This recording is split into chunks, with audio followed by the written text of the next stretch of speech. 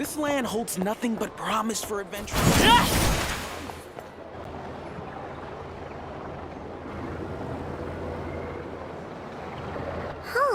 It's been a few days since we said bye to the others in Nasha Town. Still no news about Rarer, though. Where could he have slunk off to? If only he was gone for good.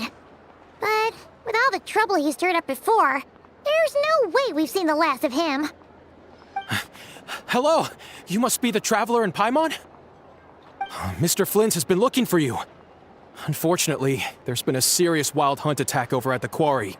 He thinks it's time to regroup and figure out a plan. The Wild Hunt? Oh, uh-oh. We better get over there, right away! Come on, let's go!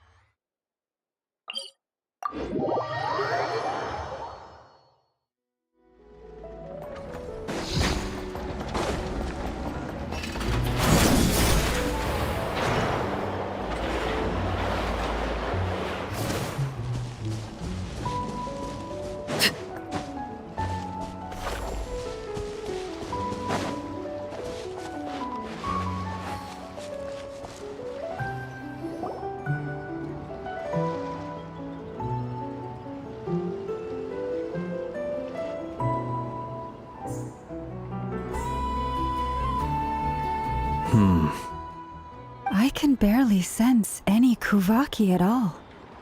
This whole area feels like a soulless husk. Looks like his appetite truly is insatiable. As if the power of that energy cannon wasn't enough. He's not seriously still getting stronger? What's his endgame here? Everyone's here already. Hey, we made it. So, what's going on? We've all been on high alert since we split up a few days back, expecting Rarir to strike again. But it's like he just vanished into thin air. No one has seen him nor found any trace of his presence. That is, until this morning, when a ratnik found signs of wild hunt activity while out here on patrol. As you can see, the crystalline itself is physically intact, but the Kuvaki it contained is all but completely diminished. And we're sure that Rarir did this. Who else? He's the only one who could pull off a stunt like this. Kuvaki loss has reached critical levels. Reikir of Solnari set to maximum threat level. Warning, unless de-escalation measures are taken soon, he will pose a threat beyond our ability to contain. The consequences could be catastrophic. Traveler, do you remember when we encountered Rarir just after regaining his body? There wasn't a shred of sanity left. Nothing but madness and rage. Yeah, didn't he shout out a bunch of names? Then he started raving about how nothing in this world mattered to him. Oh, Paimon gets chills just thinking about it. Oh, but the thought that he's still out there, lurking somewhere and not cry, waiting for his chance to strike? Oh, even chillier. Last time we fought, we were already at a disadvantage. If he has such overwhelming strength, why would he suddenly go into hiding? Yeah, if I were him and I wanted more Kuvaki, I'd just take it by force. No point staying in the shadows. Unless something went wrong. His whole resurrection thing didn't exactly go smoothly. The other thing is, how does someone who's completely lost their mind still have the wherewithal to cover their tracks so perfectly? Beats me. According to certain medical studies, insanity does not always entail a complete loss of rationality. It may be that he is simply living in a world of his own. That actually sounds about right. He was ranting away to himself the whole time, like he had zero interest in talking to us. There are many unanswered questions here. He could be right under our noses, and we'd still be in the dark. Besides his name and title, we know little about him. Certainly nothing about his past, or what he might be hoping to achieve. Exactly. And we wouldn't even know where to begin looking. Even Boss hadn't heard of the Rahir of Solnari before all this. I'd be willing to bet that even if we gathered together every scrap of intel in Nodcry, we still wouldn't find more than, like, 3 useful facts about him. So, if we do nothing, he'll just keep getting stronger. And if we want to investigate him, we have no idea where to look. Last time we had Marionette and her big robo-buddy to help us, and we still barely held our ground. If we had to face him alone... Oh, Paimon's head hurts just thinking about it. What are we supposed to do against a threat this big? Well, I do have a little hunch about his next move. Given that he attacked the quarry, I'd say it's likely he'll target other places rich in Kuvaki. Somewhere like the Eye of Krati, or the Pillar of Embla. One thing's for sure. If we just sit back and let him keep absorbing Kuvaki, we really won't stand a chance against him. A perfectly reasonable hypothesis. However, it is worth noting that these 2 locations are quite far apart. To investigate them both, we'll need to split up. I agree, we should split up. Right now, Rarir's goal seems to be gathering Kuvaki, not fighting us directly. Once we're done, let's regroup on Hisi Island. Wait, why Hisi Island? If I recall correctly, your largest goddess statue was carved from Kuvaki-rich ore, was it not? That's right. Yes, it could well be a potential target of his. I should head back and start evacuating the pilgrims.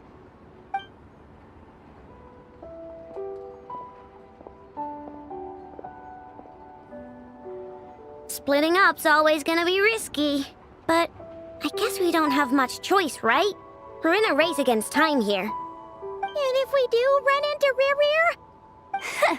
That's when you follow the 3rd rule of treasure hunting. Run like the wind. Didn't you say the 3rd rule was go with the flow? I don't know. Did I? Anyway, whatever. In this situation, go with the flow means go find backup. Agreed. If anyone finds so much as a trace of Rarir, do not pursue him. Get out of the area and alert the rest of us as soon as possible. We need to put safety first. All right, we'd better get moving. Come on, Anefa, let's go.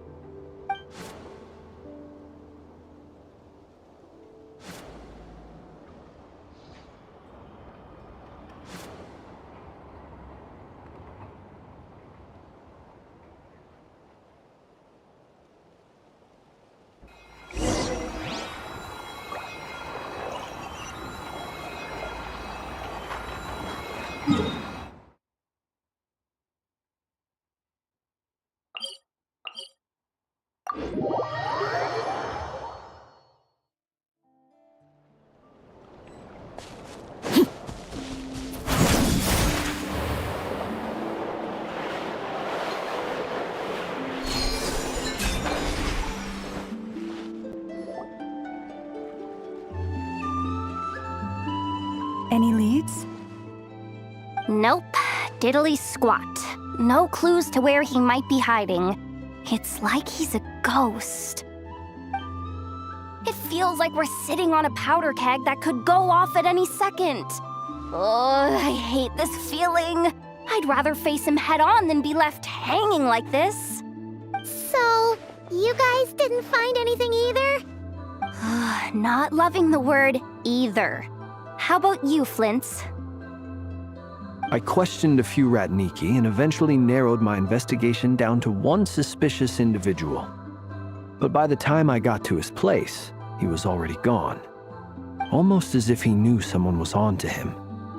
Either that or he's just extremely cautious and doesn't stay in one place for long. He's been biding his time for a while now. The question is, where or what is his next target? No idea. Since regaining his body, he seems to have lost all interest in the fragment in my possession. If he did still want it, he's had plenty of chances to take it. All we can do now is hope that Ino and Anefa turn up some leads. Darn it, Rerir!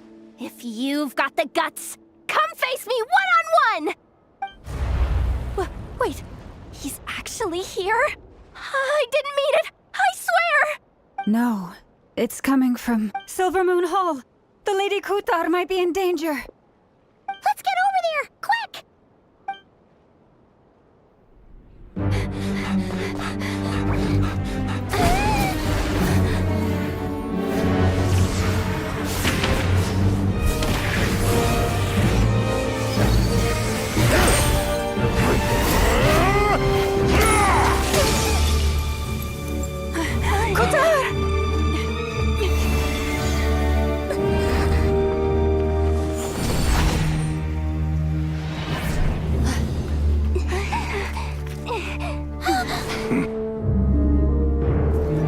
Why is he attacking the damsel elect? What's going on? No time for questions.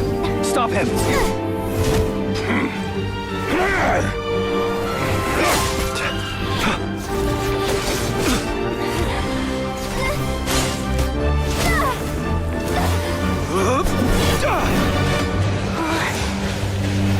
This is insane. Yehuda, get Kutar out of here! On it.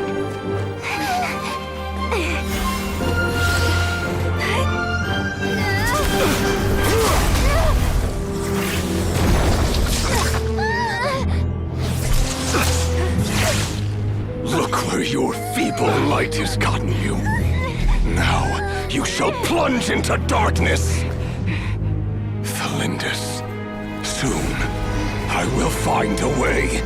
Watch out!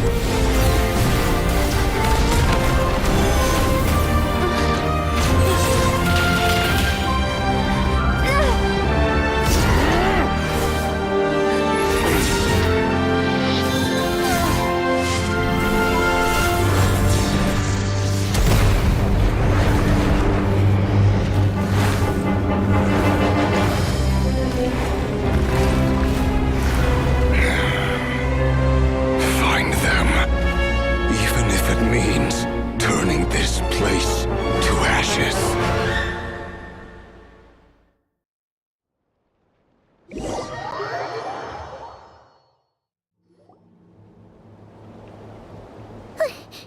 That was too close! We barely made it out of there alive. What's that guy's deal? How'd he get so crazy strong? He's a threat to this entire nation. I doubt his strength could even be measured by conventional standards. I have a question.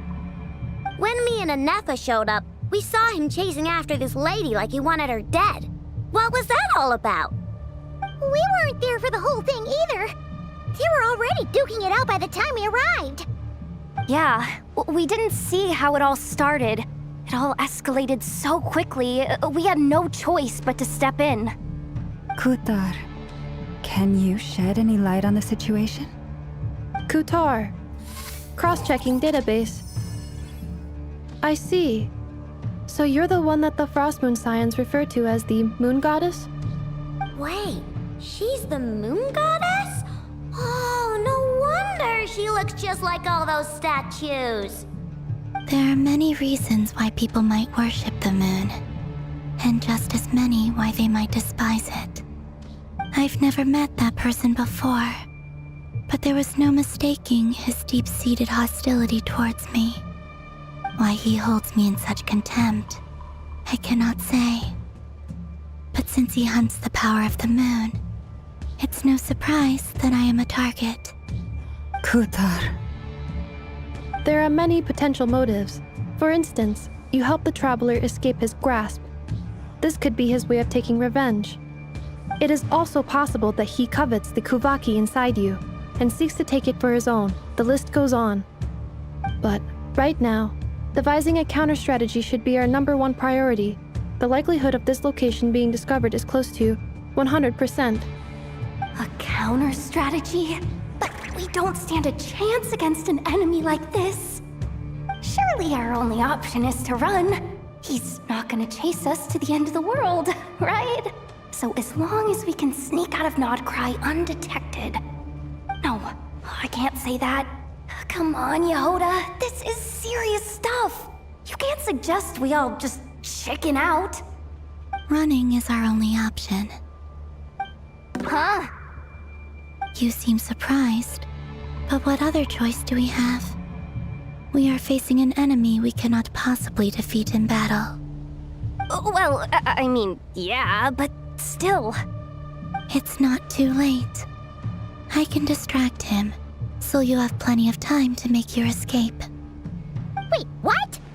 You're gonna act as bait? Doesn't that make sense? I'm the one he's after. There's no need for you to risk your necks on my behalf. A coyote doesn't stop for bypassers while it's howling at the moon. What is it, Loma? The Frost Moon Scions have already grown accustomed to life without their goddess. My presence here is no longer essential, and this is not my home, so you needn't ask me to stay. We can't just roll over and let him get away with this. That's not our style. Yeah, we can't just call it quits after everything we've been through together. Besides, she'd pretty much saved my life back there. If I just ditched her now, I'd never forgive myself. We can't overlook that you have saved our lives multiple times now. To talk of returning the favor would be a little crass for my liking. But suffice to say that we are friends, and friends look out for one another. River's true objective remains unclear. Even if we were to sacrifice Miss Kutar, there's no guarantee he would stop. But Kutar, I know why you left the Frost Moon Scions so long ago. It was because people started treating prayer as a form of trade. They would make self-centered wishes, force you to accept meaningless offerings in return, and then expect you to perform miracles for them, as if that were their entitlement. If it were me, I might have walked away too. But I believe that time can change everything, and that sometimes it takes losing something precious to appreciate its true worth. After much reflection, I've realized that this was never about whether the Frost Moon Scions need you. Any relationship based on need is purely transactional. What I truly hope is that you'll choose to stay, not out of obligation, but as part of our family. You were born here, and now you've returned. Who knows? Perhaps it was the moonlight that guided you home. thank you, Lauma. But my power is on the wane. I'm afraid I will be of little use to you now. Very well then. I'll do as you say. Both times you saved us, we were transported across great distances in an instant.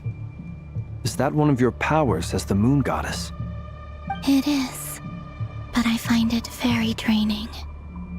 I barely managed to pull it off just now, and it will be some time before I'm strong enough to do so again. Rejected by the world, my power is dwindling. Like a lake cut off from its source, slowly shrinking away. Now, it has almost run dry. What do you mean, rejected by the world? The 3 moons belonged to the ancient bygone era in which they came into being. From the moment I was born, the world itself has been steadily sapping away at my strength. The 3 moons are not one and the same. As the goddess of the Frost Moon, I cannot wield the powers of the other 2. Yet moonlight has a way of blending together. Each can reflect the other's glow. So when our fingers touched, I was able to restore my strength by drawing Kuvaki from the eternal moon's marrow. But this method of recovery is painfully slow. If only we could find the... It's the Wild Hunt! Even faster than we expected. We'll have to finish this conversation later. See how those Wild Hunt creatures are running away from us. They're likely just a scouting party, which means Rerir won't be far behind. Then what are we waiting for? Let's get the heck out of here!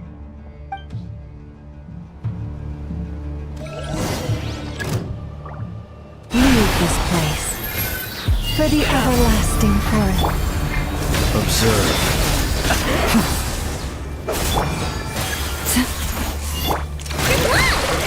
Rush attack! Preparing for the... they just keep coming! This is driving me nuts! The rear's closing in on us. We need to pick up the pace. There's too many of them! And this time, we can't fall back on Kutar's house to escape! This goes on much longer. The long sleep beckons. Close your eyes. Observe. Night falls. Ultimatum protocol. By the frost moon of old, the poor lost land. The night comes. Close your eyes. To dust. Installation chamber deployed.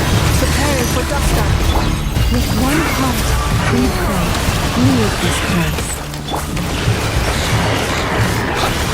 Be silent. Observe. The long sleep beckons. For the everlasting forest. Forest, protect us. Ultimatum protocol. Cleanup sequence in. Be silent. Hush your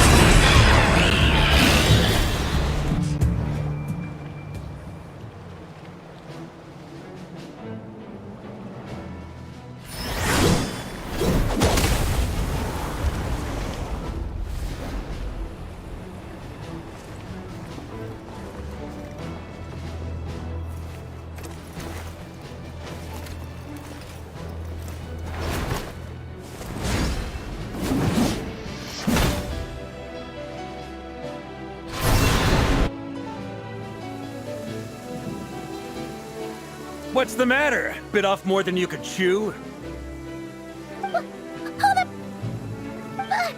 are you? Uncle Varka! You're back from Amsvartnir? Whoa! You're Varka? Grand Master of the Knights of Favonius? We could save the intros for later. Right now, let's get you all out of this hellhole. Follow me. I know somewhere you'll be safe.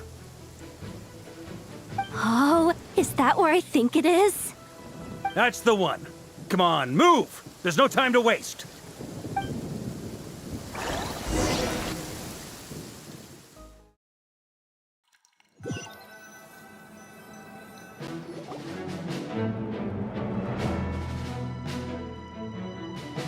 Wow!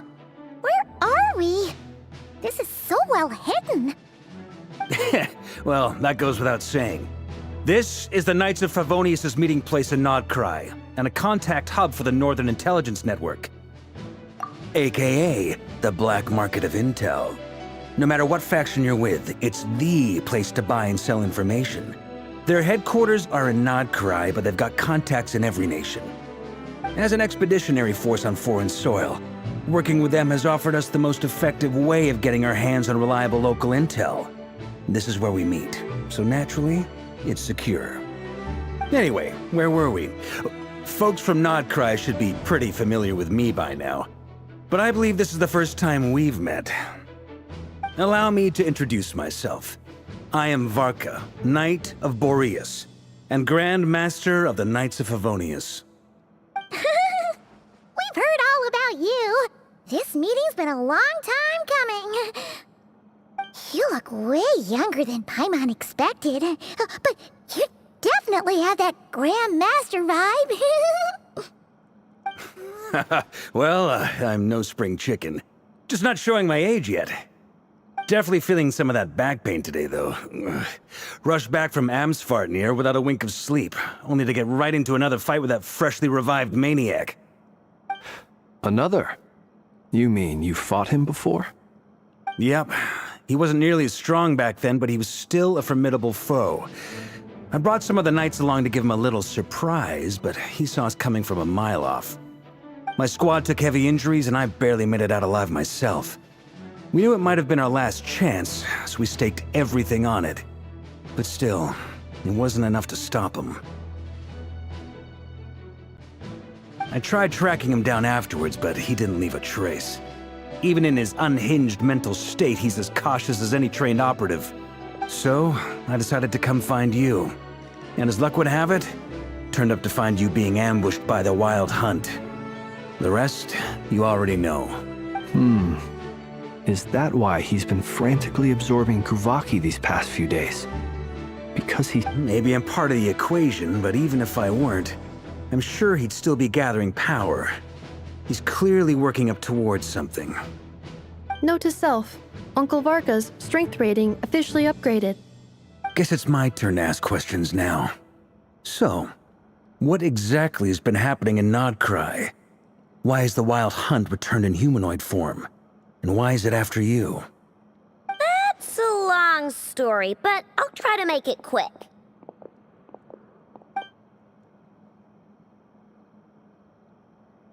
Wow, I had no idea so much had happened. Sounds like you guys have really been through it. So, the Kutar is actually a Fatui Harbinger. And all this Wild Hunt activity in Nodcry is the work of the Raker of Solnari, one of the 5 sinners. That's a lot to take in. Need some time to wrap my head around it all. I'm truly sorry, Mr. Varka. You stood with us against the Wild Hunt, and did everything you could to stop it from escalating into a full-blown catastrophe. And then, the one time you're away, it all comes to a head and all your hard work gets undone. You've got nothing to apologize for, Miss Moonchanter. You can plan 100 steps ahead and still slip up. That's just life. No one knows what tomorrow holds. You can't predict which way the wind will blow next. And, to be perfectly honest, I can't say I'm surprised. For all the times we've defeated the Wild Hunt in the past, we've never been able to completely wipe it out. Turns out, we were just delaying the inevitable. But now that a new variable has come into play, fate may well take a different course. A new variable? You mean us? Who else? And in a strange way, I think his resurgence might not be an entirely bad thing. The Wild Hunt is like an unrelenting force of nature, but Rerir is an individual with an agenda. He's gotta have a weak spot somewhere. That said, while I was explaining everything just now, some of the points that Mr. Flint's added caught my attention. You mean about our mystery ally? That's right. From what you've said, not only did they lead you straight to some key files, they also shielded Hisi Island from a lethal Kuvaki blast. I don't know who or what could pull something like that off. Heck, even Miss Columbina doesn't have a clue. I hadn't heard the story about those files. Would you mind repeating their titles for me? Wild Hunt Phenomena Log, a Nodcryan Ratnik's Field Journal, and Kuvaki Survey Log. Oh. No. Still doesn't ring a bell. Another dead end. Guess all we can do now is hope that our mystery ally keeps showing up when we most need them. Still, it's safest to assume they won't be intervening again. From here on out, we'll have to resolve this crisis by ourselves. Your intel also explains something else I've been wondering about. The reason I led my team to Amsfartnir was because we'd had reports about a possible source of the Wild Hunt showing up there. But once we looked into it, it turned out to be a red herring. I don't know who was behind it, but clearly, it served its purpose. I doubt it's by chance that he happened to make his comeback while my attention was diverted. And from everything you told me, it sounds like his scheming began well before his return. So maybe luring me away was all a part of his plan. But is it even possible that he orchestrated all of this by himself? The Moon Maiden and the Raker of Solnari, Nodcry of all places. The way everything is unfolding, it can't be a coincidence. So, what do we do now? Got any ideas? Right now, we've got at least 3 things to consider. Let's go through them one by one. First, we need to figure out how to take down Rerir. If we can't beat him in a straight-up fight, the rest won't even matter. To my knowledge, the bulk of Nodcry's fighting force is already gathered here. But even with everyone united, we're still no match for Rerir in his current state, let alone with his power still growing. What if there was a way to tap into a new power of our own? How so? Have you thought of something, Columbina? 3 moons once watched over this world. The Eternal Moon was the largest. The Frost Moon was the brightest. And the Iridescent Moon was the most mysterious.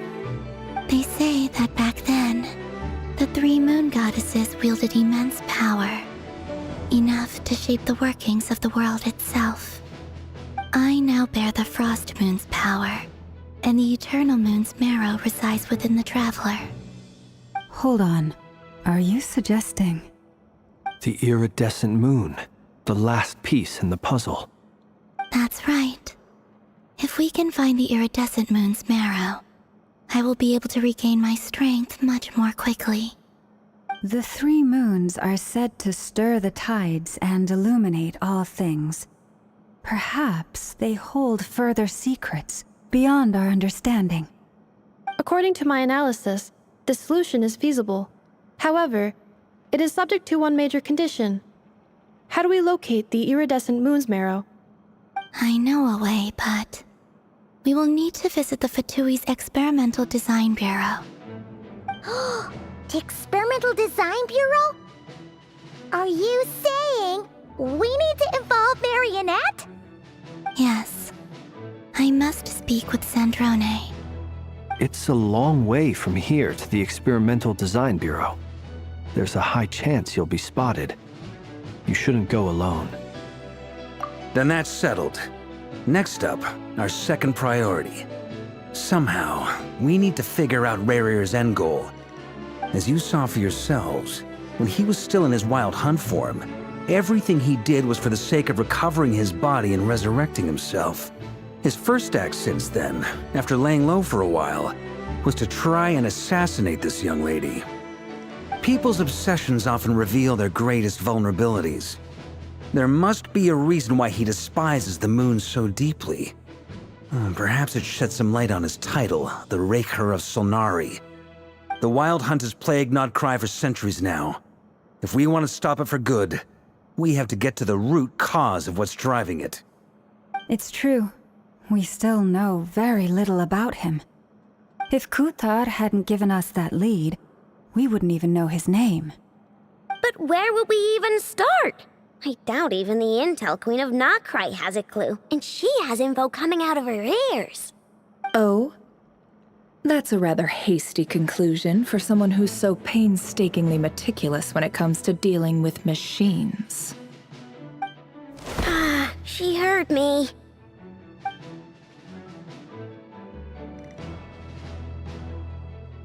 Boss! What are you doing here? I'm now asking myself the same question. I received a letter from a humble knight of Favonius, requesting a meeting to discuss a major business deal. But it looks like this humble knight had something else in mind.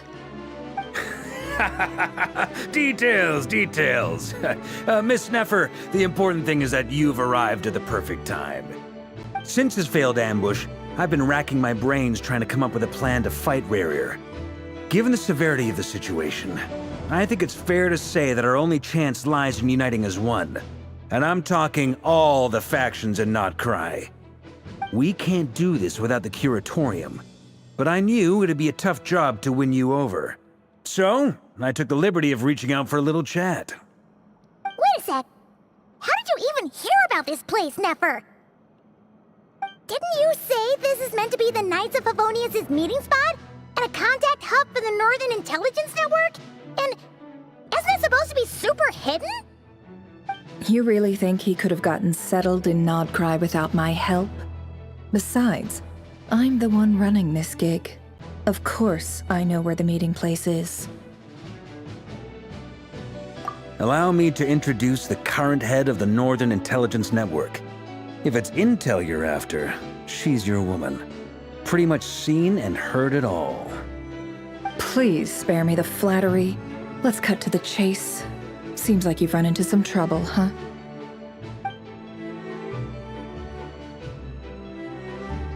Well, this certainly qualifies as an unforeseen crisis. On behalf of the Curatorium of Secrets, I wish you all the best of luck. So you're just going to sit this one out? Why should I get involved? What could possibly be in it for me? What if we told you we can't do this without you? Oh? Then I'd say, you'd better make it worth my while. I don't work for free. I can't put a price on something like this. It's just not in my nature.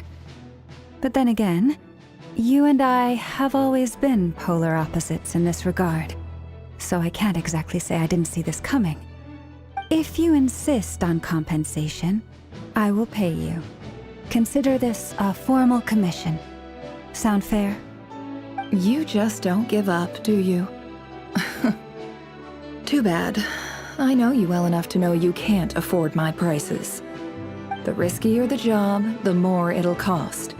And a Moonchanter's stipend isn't exactly generous. Unless you're planning to start passing the donation box around among the faithful. Boss, just a thought. If they come up short, maybe you can take the difference out of my next few paychecks. Things got really dangerous during the fight with Rerir. If this girl hadn't saved me, I'd be ley line fodder by now. I'd be gone for good, boss. If there's any way we can make this work, I'd really like to help her. Please? I'm begging you. This is why I'm always telling you never accept favors. They are the hardest debts to repay. You have to be careful who you get involved with, or you invite all kinds of misfortune. Very well, Yehoda, I will help. But just this once. Don't count on this happening again. Flynn's, that fragment that Rerir was after, do you still have it on you? Of course. Let me borrow it. I need it to follow up on some leads.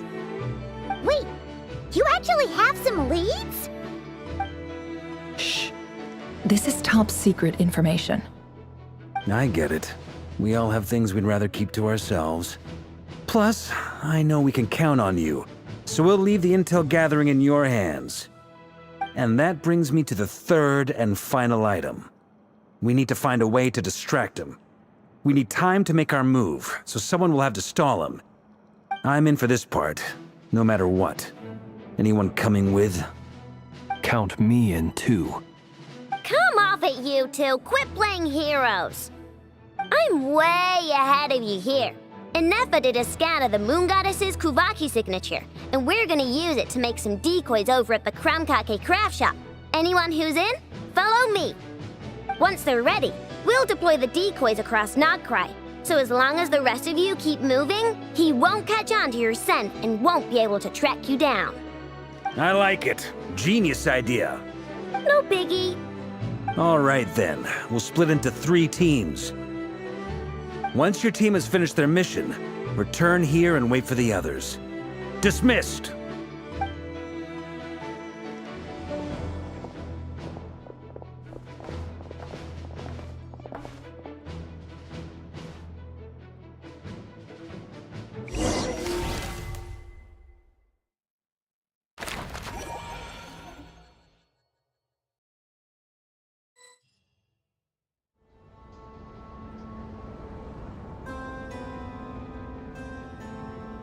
Lady Damselette.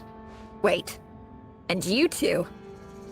What are you doing at the Kuvaki Experimental Design Bureau? We've been doing our best to mind our own business lately. But if you're just gonna waltz up here like this, you're seriously pressing your luck. Don't blame us for doing what we have to. Huh. You really think that's gonna scare us off? We're not looking for any trouble. I just want to see Zandrone. Do I need to remind you that you're still a wanted fugitive for deserting us? Out of consideration for our former ties and the crisis we're all up against, we'll let you leave in one piece. But don't even think about trying to get inside. Let them in. But...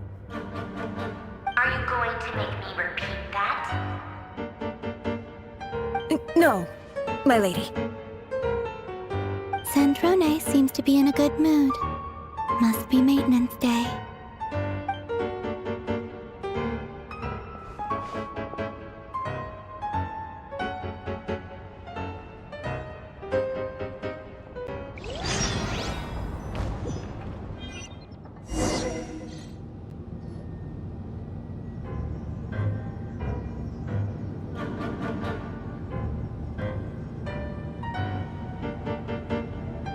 So tell me, to what do I owe the honor this time? Actually, before you answer that, just so we're clear, we're not colleagues anymore, Columbina. I don't owe you anything. I promise it's nothing big. It seems like you've gotten the wrong idea here. The only reason I let you in was because I was bored. It seemed like a way to kill some time and satisfy my own curiosity. Whatever miscalculations I may or may not have made in the past, I haven't lost the plot enough to even consider sticking my neck out for your sakes. I'd like to speak with Arlecchino. What? Huh? You mean the knave? I'd like to speak with Arlecchino. Is she in Nodcry? No, she's not. Once the work on this facility was completed, she went back with the Rooster and Regrator. The only ones in Nodcry are me and... What is it you need to speak to her about anyway? Rerir is hunting me. If I'm going to face him, I must first retrieve the lost moon.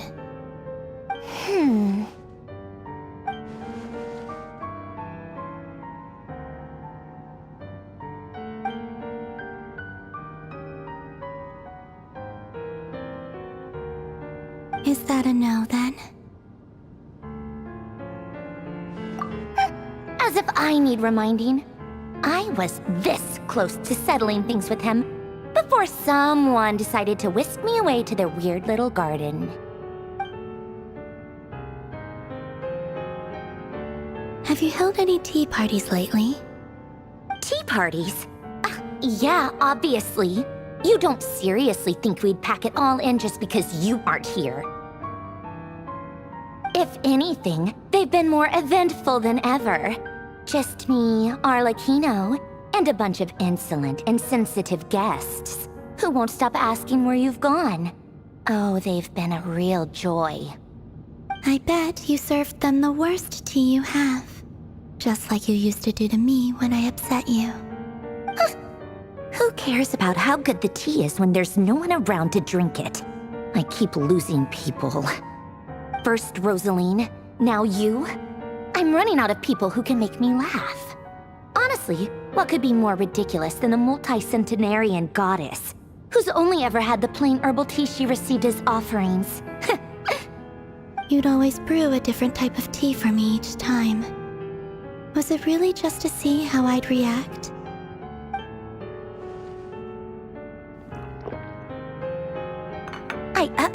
Well, duh. Why else? Watching you squirm was practically my only form of entertainment.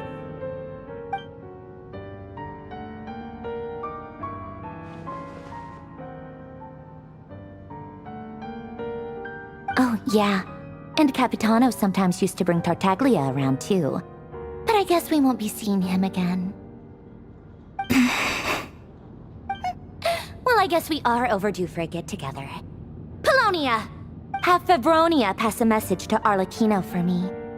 It's time for tea. Will suffice. Pass along a message for me, too, if you would. My body cannot contain the marrow of 2 moons, so I'll be leaving one of them in her care. Excuse me? Who said you were on the guest list? If my tea meant that much to you, maybe quitting the Fatui wasn't your brightest move. Back when you were under the Tsaritsa's protection, no one would have dared come at you so openly. But that protection didn't come for free. In fact, I paid dearly for it. At the end of the day, it was just another transaction. I just got tired, that's all. I never wanted any part in their grand ambitions, and I've had enough of being treated like a bottomless supply of power. It brings back memories from the old days, when I was still worshipped as the moon goddess. Centuries on, it may be a different group of people, but I see the same greed in their eyes. I figured you'd leave eventually. You didn't have as much of a reason to stay as I do. The Tsaritsa gave you shelter and protection, but that was it. Nothing more, nothing less. Meanwhile, the Fatui demanded everything from you in return, until it was more than you could bear. I get why you left. And frankly, I have no interest in dragging you back just because the higher-ups told me to. But if you keep hanging around with this riffraff, the next time we cross paths, we might be enemies for real.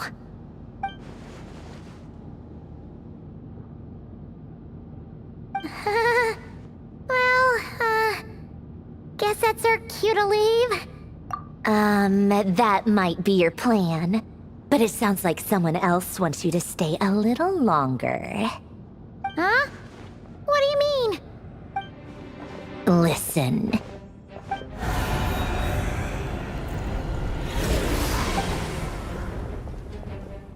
My lady, it's the Wild Hunt. A horde of monsters is headed straight for the facility. Another uninvited guest trying to crash my tea party. Clear the area! I'll handle this. Wait, what?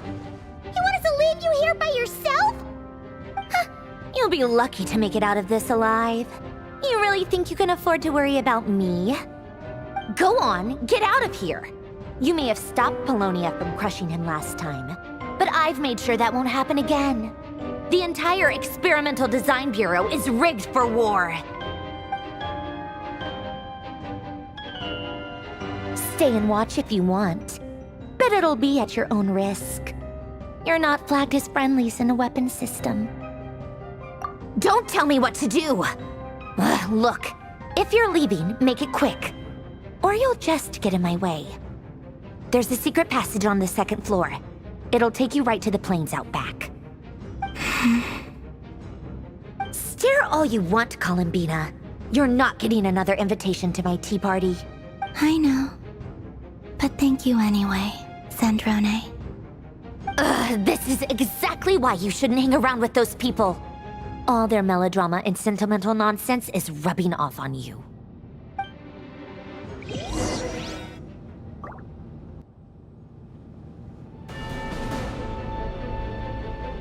Come on then, Mr. Ray here. Let's pick up where we left off. It's your Wild Hunt monstrosities versus my beautiful creations. Let's see who comes out on top.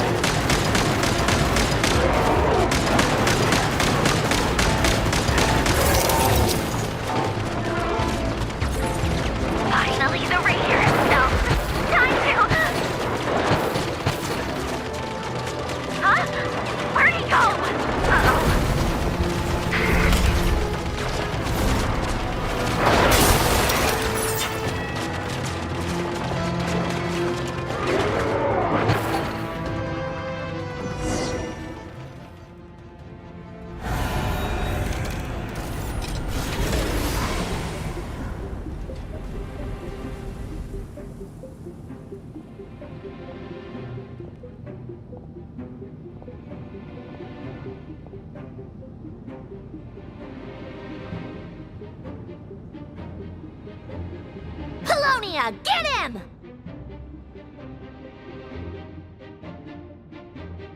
I've upgraded the Lunia again since our last encounter, and uploaded every last scrap of your data. So let's finish this, once and for... She's not here. Where did she go? Hey! Over here, you big... Cursed moon. Go. Keep searching. She cannot have gotten far.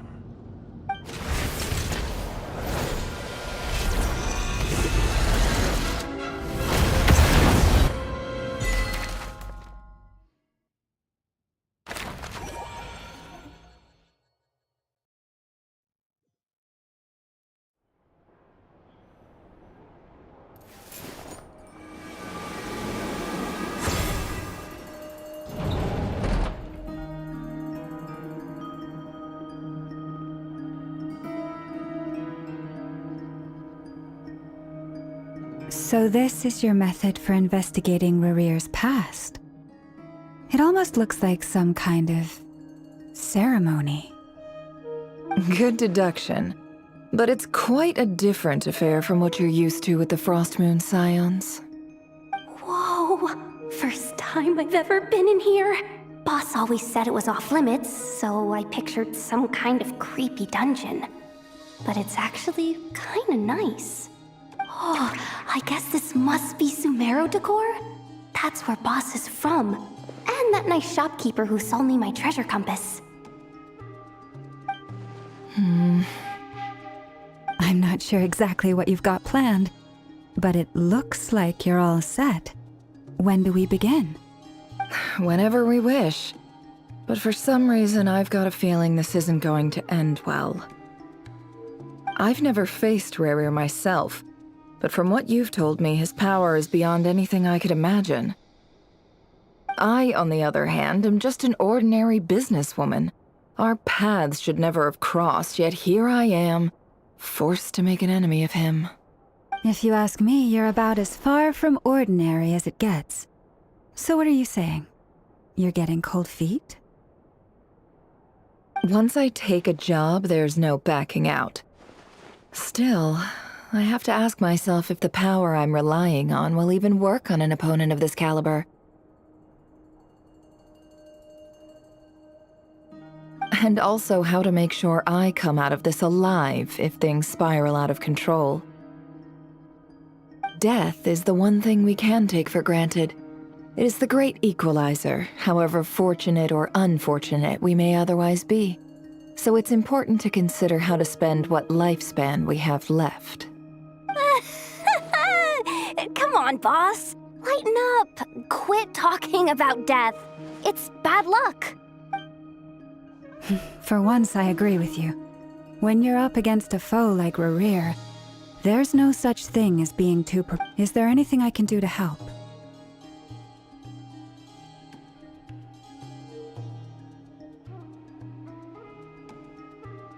That won't be necessary. I've already made up my mind. Time to cash in a precious favor I've been saving for a rainy day. Yehoda, I need you to find someone for me. The sooner the better. Eh? Find who?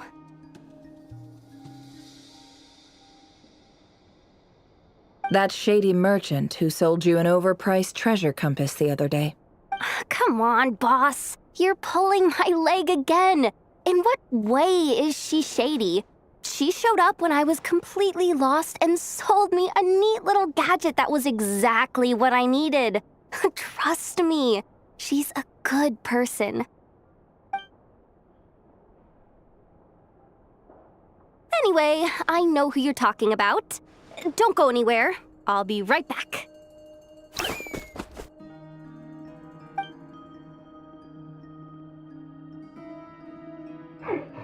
Quit grabbing me! I genuinely can't run any further!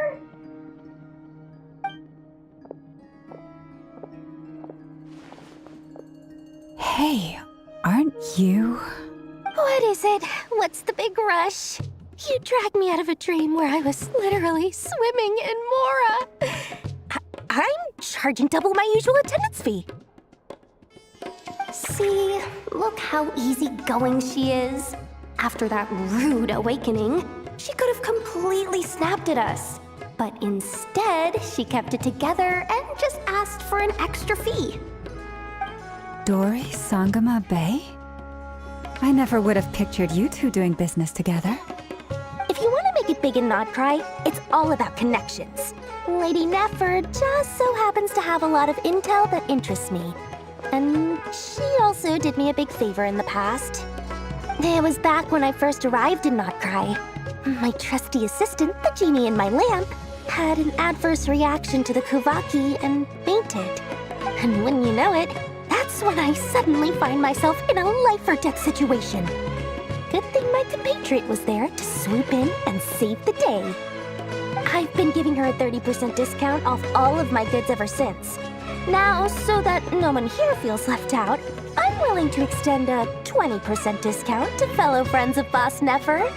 Plus, any other friends you send my way will enjoy 10% off. What can I say? The great Lord Sangama Bay is nothing if not generous. So, let me guess. You've run into some trouble? I've got everything you could possibly need. And the more you buy, the more you'll save. You guessed correctly. What have you got in the way of survival gear? The one type of gear I've never been short on. What are you looking for? A jetpack fresh from the Academia's labs? An ancient suit of armor dredged up from the bottom of the sea? At the very least, I need to know what kind of opponent you're dealing with here. If even you're worried about staying alive, it must be pretty serious. What if I told you it's someone with the power to bring a nation to its knees? Is that so? Then we really are talking top-shelf treasures. I don't have anything like that in stock right now. I'll have to ask my supplier. Your supplier? A powerful woman, make no mistake. I can't reveal her identity, but luckily for you, I hear she's planning to visit Nodcry in the near future. If you're willing to wait, I can ask her when she's here. Can't say exactly how long that'll be, though. Then, let me put it another way. What would you do if you encountered an enemy like that?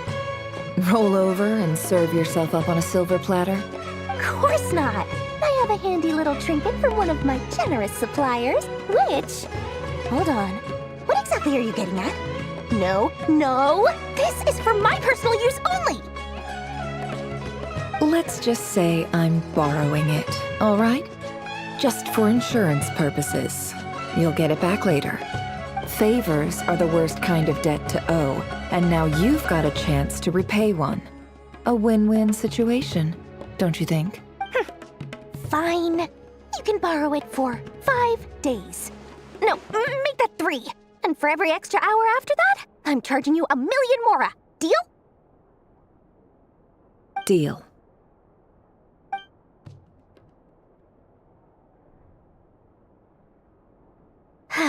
What a way to start the day. Now, was there anything else you wanted? Or can I go back to bed now?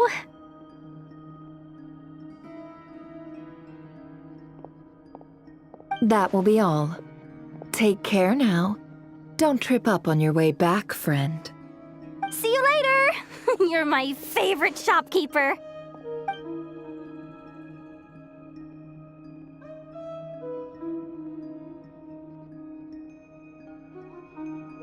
Excellent. Everything is well and truly ready. The ceremony can now begin. After initiating the ceremony, your minds will follow me wherever I go.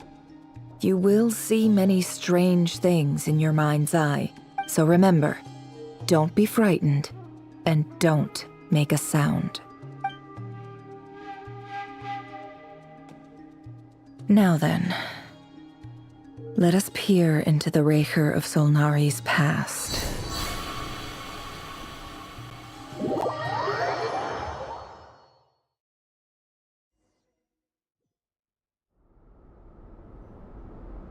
I made it. I don't recognize this style of architecture. Must be Conrian. Simple furnishings, table and chairs. It's a more ordinary house than I might have expected. Looks like the fearsome Raker of Solnari came from surprisingly humble beginnings. Unless this passed for luxury in Conria. Unlikely. It was said to be a very prosperous nation in its heyday. Anyway, I'll keep exploring.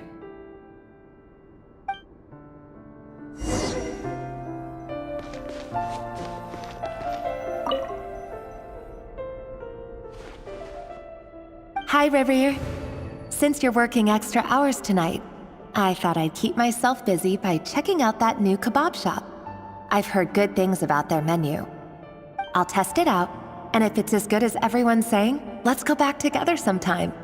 P.S. New stash from the Universitas Magistrorum. I brought some goodies home. A few teacups and a pin rack. Hope you like them. They didn't sign their name, but they must have been close. Sounds like they were living together.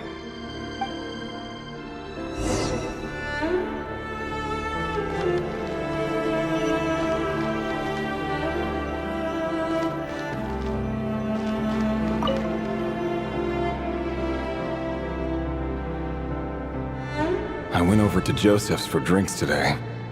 They have a fine collection, but I went alone. Felindis was tied up with something and couldn't make it. Joseph asked why I came alone, but I didn't really have an answer. He then went on to ask about other things. If you ask me, someone who asks that many personal questions is too nosy for their own good. But if he invites me again, chances are I'd still go. Felindis. That's the same name Rerir mentioned. Grain imports keep falling. If things don't pick up, we'll soon be back to meat and mushrooms only. Honestly, I'm not a huge fan of that new type of mushroom everyone's been into lately. Didn't it start out as a lab-grown variety? I heard it's even mildly corrosive. Seriously, why would you even eat something like that? I don't care if it's an impressive feat of alchemy. That just isn't the kind of thing I like to eat. Grain has to be imported, and they're eating a diet of mostly meat and mushrooms. Could it be because Conria is underground, so it doesn't get much sunlight? That would explain why they use so much stone in their buildings. They even use alchemically modified strains for food. Seems like the people of Conria don't have many options when it comes to dining. I've just about saved up enough now. Time to buy it and keep it somewhere safe. Making a big purchase. I wonder what it is.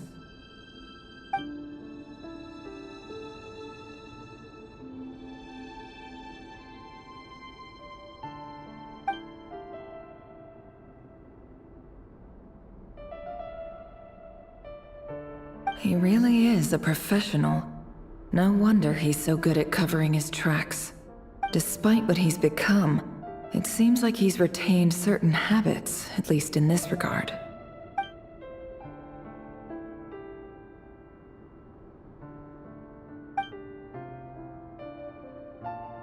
Did Rary rip it out himself?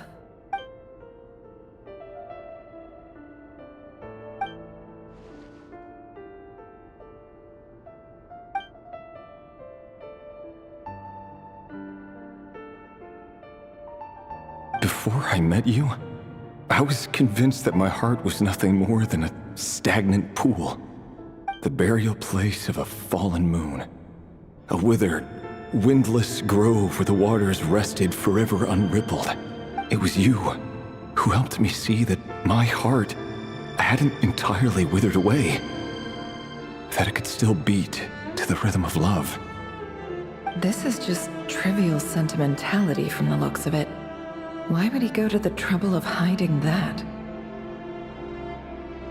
The burial place of a fallen moon.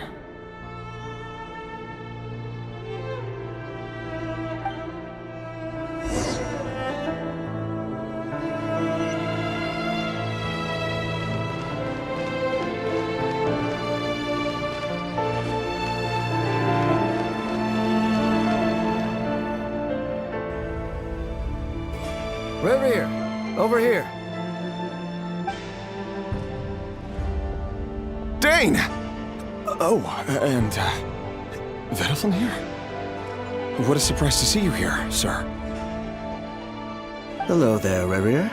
You need not address me so formally outside of court. He doesn't get that much free time, so I invited him over for a drink. Even the court prophet deserves a break every now and then, right? Well, I'm flattered. So, what are we discussing today? Hey, don't look at me. As far as I see it, we don't need an excuse to have a few drinks. Come on, don't give us that. Didn't you say you were about to pop the big question? How's that coming along? Who'd have thought the great Twilight Sword was an even greater gossip? I just didn't expect you to be the first one to settle down and get married, that's all.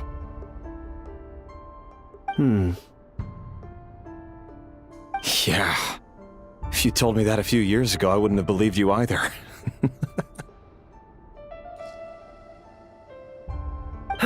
So, are you planning to come clean about your job then? I'm guessing you still haven't told her. Sure, I'll have to tell her at some point. But I'll need to pick the right time and place. To be honest, I have no idea how she'll take it. Come on, stop being such a pessimist. For all you know, she could be thrilled. I bet she'll be much more impressed by your actual job than the one she thinks you're doing now. A member of the King's Guard. Quite the cover story. Does the king himself even know? Of course he does. Anyway, enough about me. How have you been? Me? Same old, same old. Nothing much to... Huh? What's up, Ved? It's nothing. Vediflin, Dainsleif's elder brother. Renowned throughout the court of Conria as the Visionary, and said to possess a wisdom far beyond the reach of any ordinary man. And yet, despite the gulf between us, he seems to have something to say about me. Does he even know me? Does he see me as a friend of his brother, or just another of the Vinster King's blades? Why did he react so strongly? Was it really to do with what we were talking about? Brown, curly hair and brooding blue eyes. So this is what Rare looked like back in the day. Perfectly normal. No different from anyone else. As frightening as this monster is in the present, there's something even more unsettling about seeing the human he used to be.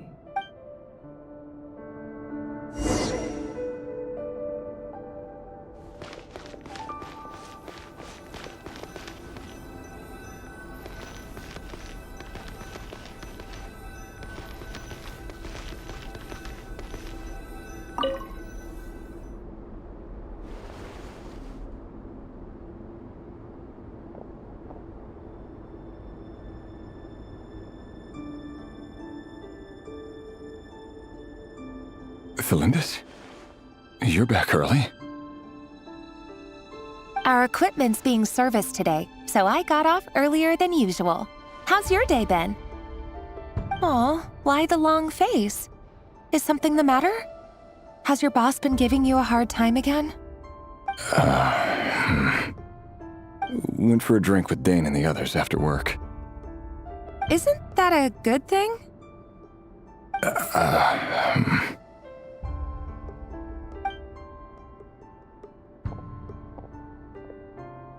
Vediflin showed up today, too. You know, Dainsleif's older brother. Ah, Mr. Vediflin. Yes, I've heard of him. They say that everything he says ends up coming true. He overheard Dainsleif mention that I'd recently proposed, and seemed to have an issue with it. But when I asked what it was, he kept it to himself. So, you're worried? You can be such a child sometimes, Reverie. We're nobodies. Why would the Visionary be concerned about us? I'm sure someone in his position has much bigger fish to fry. Maybe you're right. You worry too much, Rerir. We've been together for ages now, and everything's been going so well, has it not? You've even proposed to me. So, you do remember. Tell me then. What's your answer? Like I said, I need some time to decide. You can't just rush into things like this. We may be nobodies in the grand scheme of things, but if we want things to work out, we've still got to plan ahead. All right. Take your time. Just don't keep me waiting forever.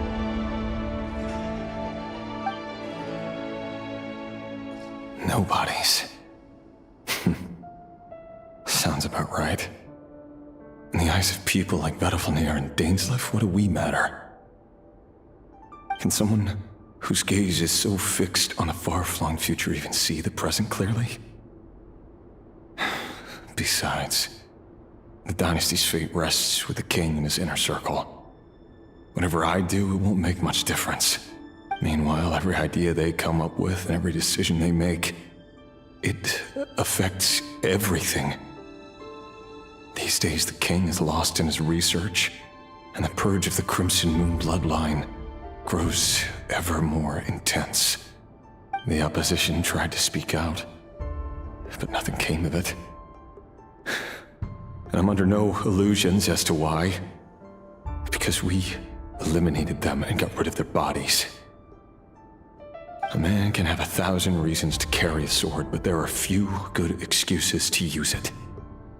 Yet the king has never even considered a gentler approach, and he never will. What becomes of someone who kills on another's behalf? Can he ever find true peace?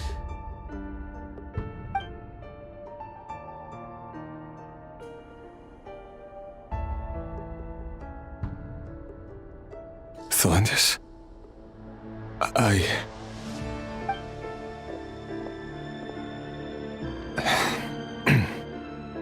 It's nothing. You were right. Fate has never smiled upon nobodies like us. But by the same token, it's unlikely to bear a grudge against us either.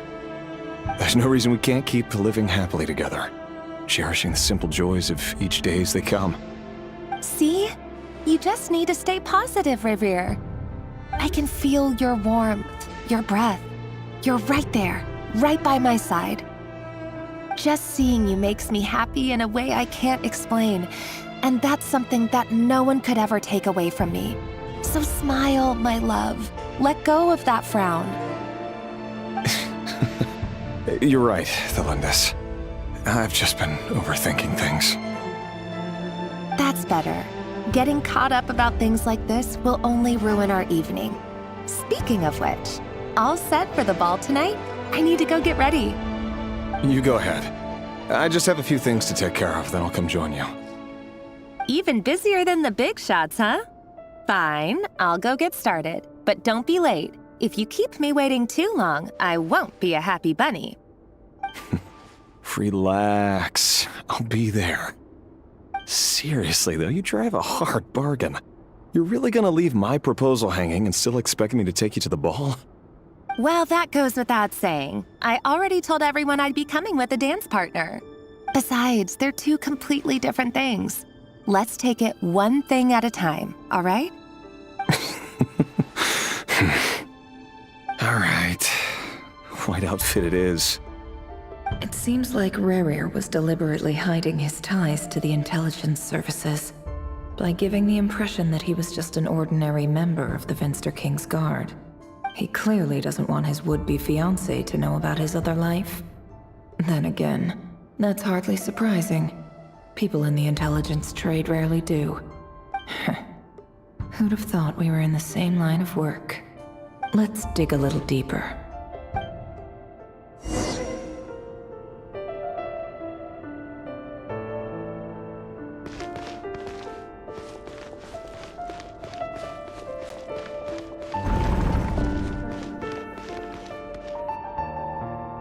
Our last operation was a resounding success, and all thanks to you, Rerir of Solnari.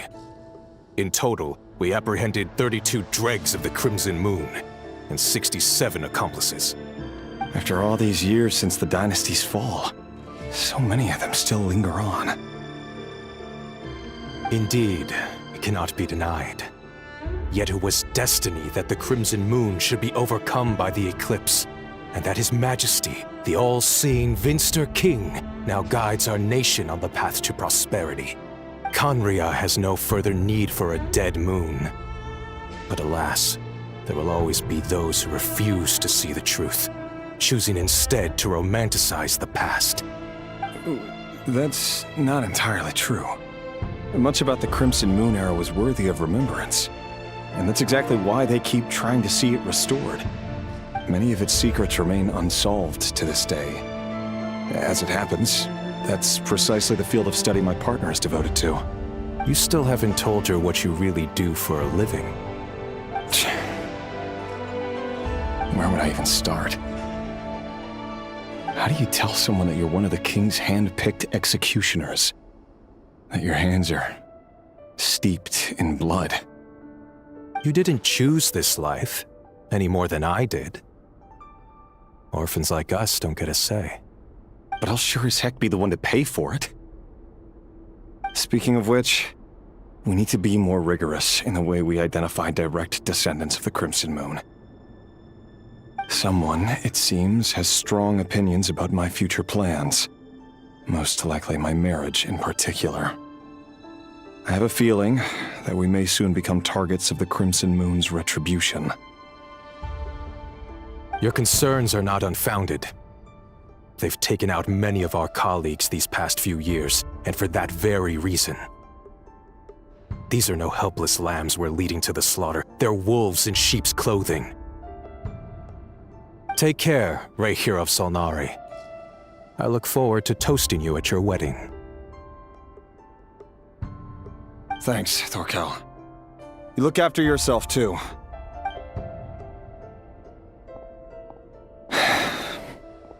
Thelindis, I never wanted to keep this from you.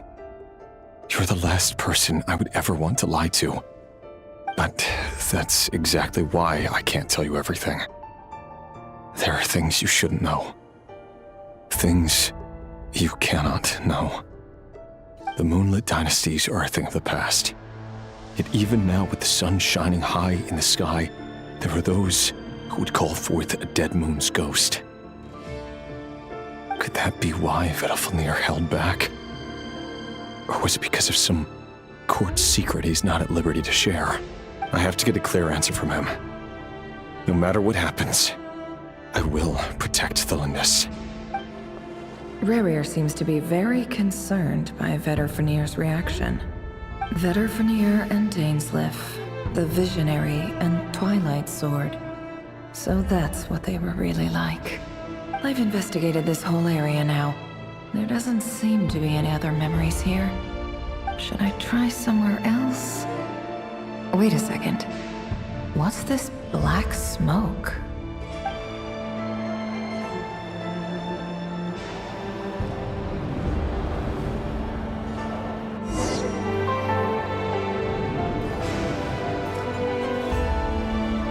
So, he's late after all. Just you wait, Rerir. You're in for it. Big time. Are you waiting for someone, ma'am? Could I tempt you into buying some flowers? Oh, sure. Pick me out a pretty bunch if you would. Thank you. But I'm afraid none of them are as pretty as you. For someone so young, you sure have a way with words, don't you? I'm only telling the truth. Look me in the eyes. You'll see I'm not lying. You're... May we have a word in private? Who are you? And what do you want? It doesn't matter who I am. Too many of our kind have fallen lately, so I decided to take the risk of reaching out. Not long ago, the Rayhir of Solnari led an assault on one of our strongholds. We suffered many casualties, and many who came to our aid lost their lives as well. Sorry, I don't know why you're telling me this, and I don't want to get involved. Wait, hear me out.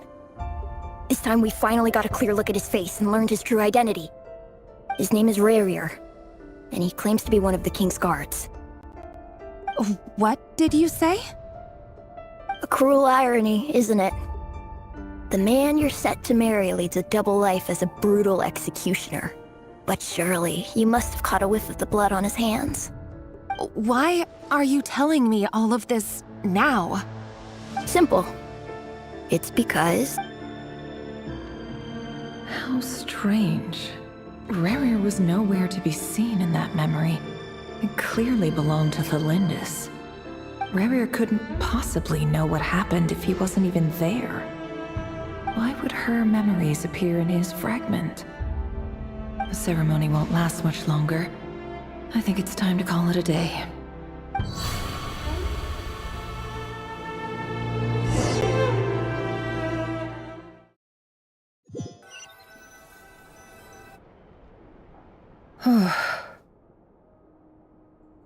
So that was your doing?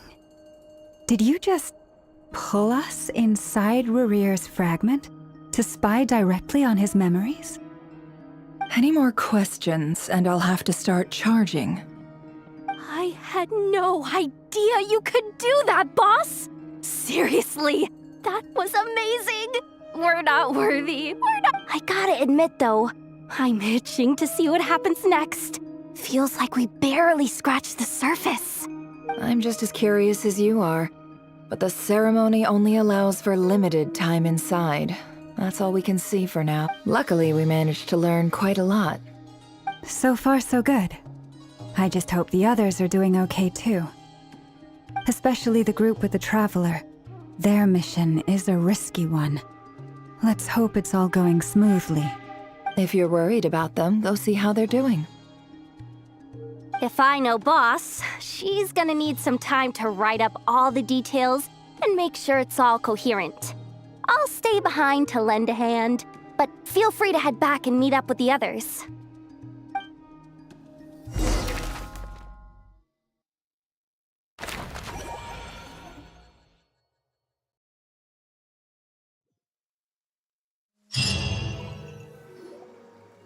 Oh, they've been prowling around for nearly 2 days now.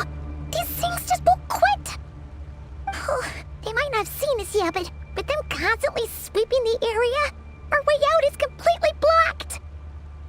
Oh, that's never gonna work. One little slip up and it's game over. If they spot us, they'll run straight back to Rarier. And once he knows we're here, it won't be long before he's breathing down our necks again. Oh, guess you're right. All right, time to zip it.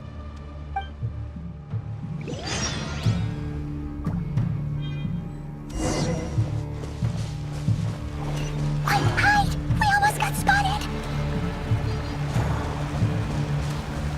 Phew! That was a close call.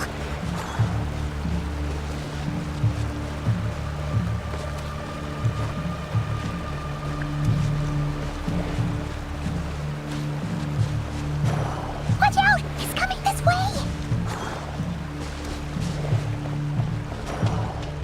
Keep going. We're nearly there. This is the final hurdle.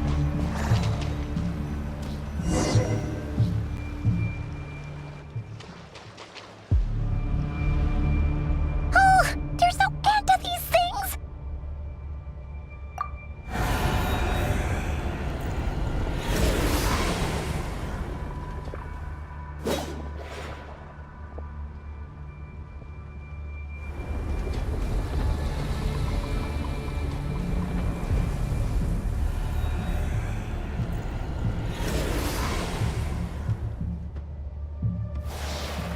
Fire.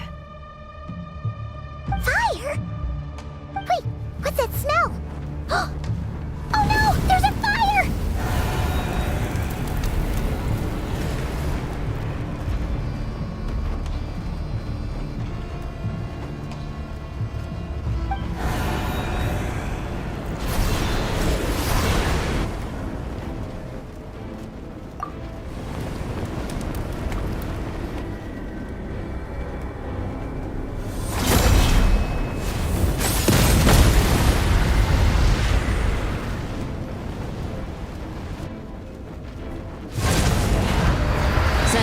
is right. You look weak, Columbina.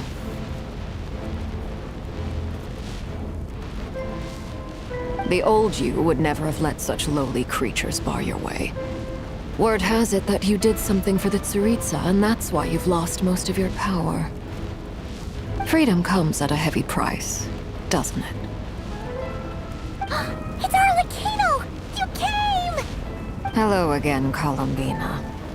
And greetings, guests of the House of the Hearth. It's been a while, Arlecchino.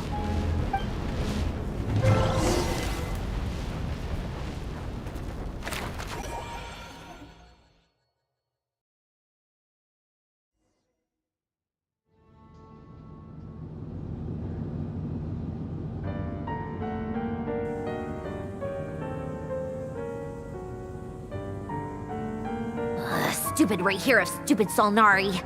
Ugh, whatever. I've got all the data I need. Next time we meet, you're finished. He sure doesn't pull his punches. Excuse me, do you need a hand? You can do me a favor by staying out of my way. Can't you see I'm busy? Wait a minute. I recognize that voice. Hello, Miss Sandrone. Father sent us over to help. How considerate of her. Hey, Fremine, get over here and help me fix this. Lenny, you do your thing. Just keep your sister away from my machines. Nearly every machine that cat girl touches ends up going haywire. Go put her on cleaning duty or something.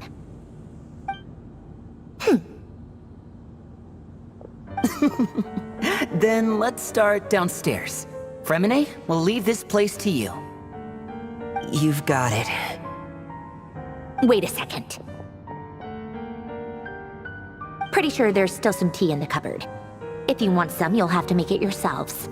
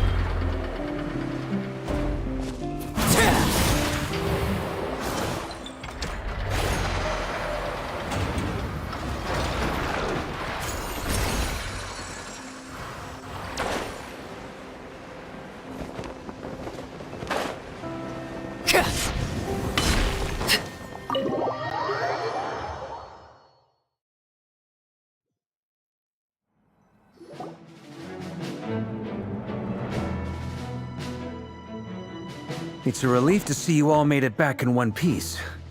Huh? Feels like there's quite a few people missing. Where's Flint's and the others? And what about Nefer? I returned ahead of them. Flint is helping Aino and Anefa to set up the decoys and buy us some time. As for Miss Nefer... Boss is still wrapping things up on her end. She sent us back to fill you all in on the top secret intel we've been gathering.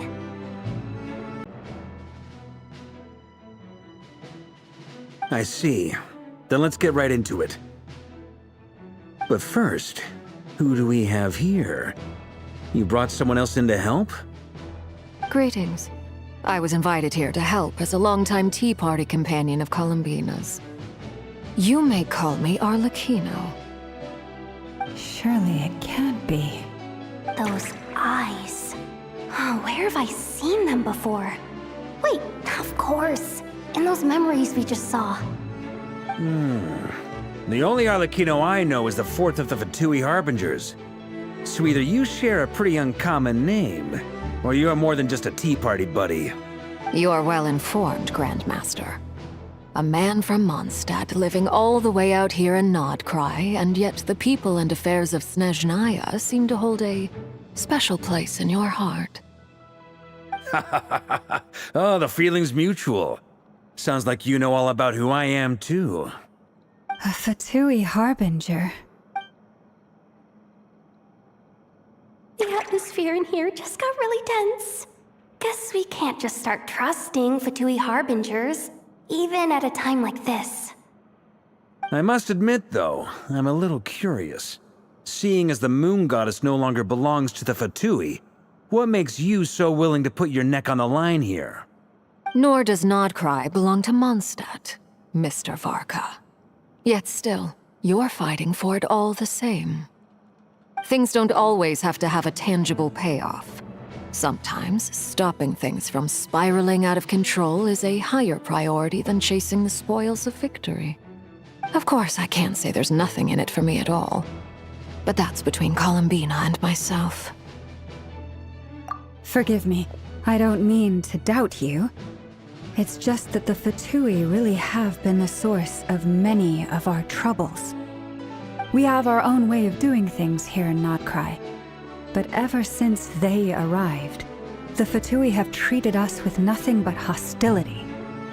I know there's been a lot of bad blood between us in the past. I've done my utmost to avoid friction whenever I could. But sometimes fundamental conflicts of interest simply can't be settled amicably. That's why I'm here solely in a personal capacity. This has nothing to do with the Fatui. As a gesture of good faith, I'll be frank. I can help Columbina track down the iridescent moon's marrow, which will help her restore more of her power. Anyway, what else is on the agenda? Let's begin. She says she'll be frank, then completely skips over the details. Looks like she doesn't want to give away too many secrets after all. But she clearly wants to change the subject. It'd be awkward if I tried to bring it up again now. I guess we'll just have to go along with it. She's the fourth of the Fatui Harbingers after all. One look and you can tell she's not someone you'd want to mess with.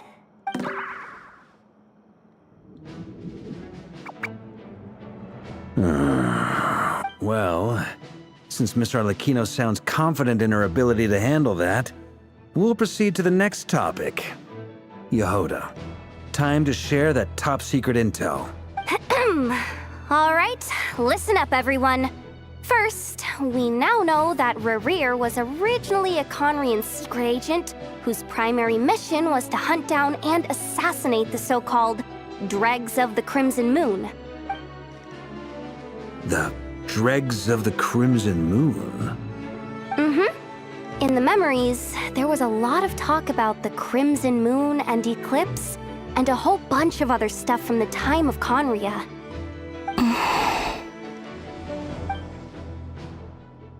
To my knowledge, those were the names of two different Conrian dynasties.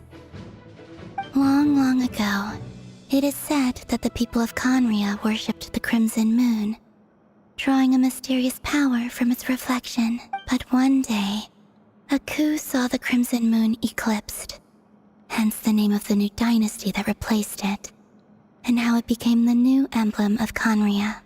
Still, long after the Crimson Moon dynasty had fallen, the last ruler of the Eclipse dynasty, the Vinster King, still coveted the secrets it left behind. So, he sent the Rehir of Solnari to secretly hunt down the Crimson Moon's few remaining followers. In those days, Rerir showed no signs of madness. In fact, he was as normal as any other person. Oh, and he had a fiancé, or at least a would-be fiancé, called Tholindis. What's the matter?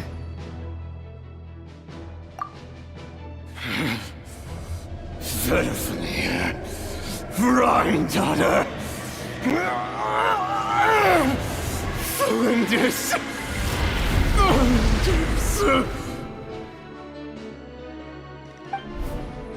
Interesting. Anything else? What about this would-be fiancé of his? Do we know anything about her?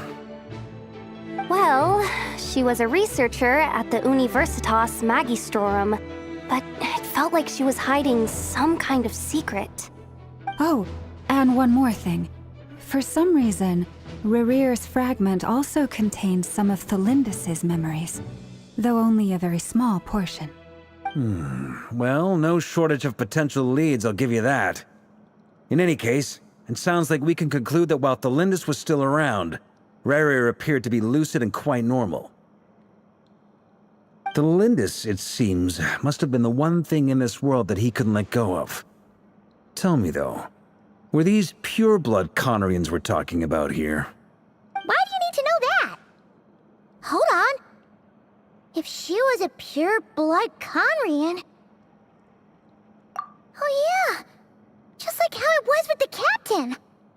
If we could somehow find her, do you think there's any chance Rerir might regain some of his sanity? It's possible, but it would take a miracle. We can't pin all our hopes on that. That merchant who Nefer knows, Dori Sangama Bay. Maybe we could hire her to look into it. All right, then. Let's keep working in our separate teams. Traveler, Paimon, Kutar, and Miss Arlecchino will go look for the iridescent moon's marrow. As for the others... On the way over here, I noticed that the wild hunt monsters had grown even more frenzied in their search for Kutar. At this rate, the people living here will be in grave danger too. So I'm thinking of gathering together some of our followers to go wipe them out. I'll head back to the curatorium and meet up with the boss. Feels good knowing we've all got something to be getting on with. Given that the Wild Hunt has been a lot more active lately, the Lightkeepers have likely begun their own operations too. If that is the case, someone will need to pass the news on to Flint's. I'll hold the fort for now, then discuss our next move with Flint's, Aino, and Anefa when they get back. All right then. Well, the clock's ticking. If that's everything, we'll be on our way. We'd better get moving too. We'll try to buy you as much time as we can. Relax. Just do your thing. I decided to call in some backup since things are getting so hairy. Our reinforcements should be here any minute now. Stay safe, everyone. Dismissed.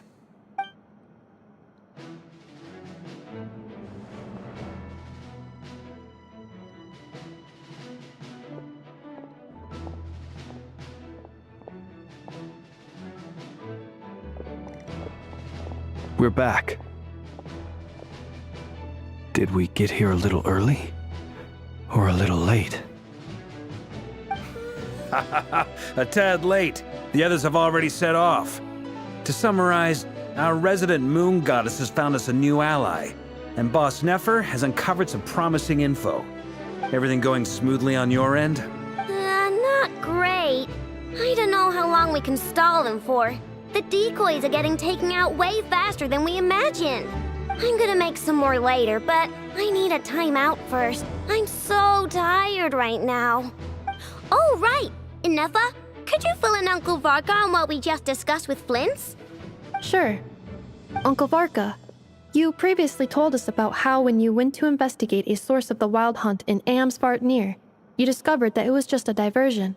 But according to Flint's intel, several outbreaks of the Wild Hunt had already occurred in Nodcry in the period leading up to that. That was before Rerir had regained his body, when he was far from regaining his full strength. In other words, in theory at least, he still lacked the means to act in two places at once. Flint's, with everything that's been happening, the Lightkeepers across Nodcry are rallying to fight back against the Wild Hunt. They're gonna need your help. I know, I'm sure you're capable of coming up with something far more effective than decoys. But for now, you should stay here and get some rest. Anefa and I will head back over to Amsvartnir to see if there's anything I missed. I told you Uncle Varka would say that, didn't I? A deal's a deal. Not a word about my snack intake for the next week. Database updated.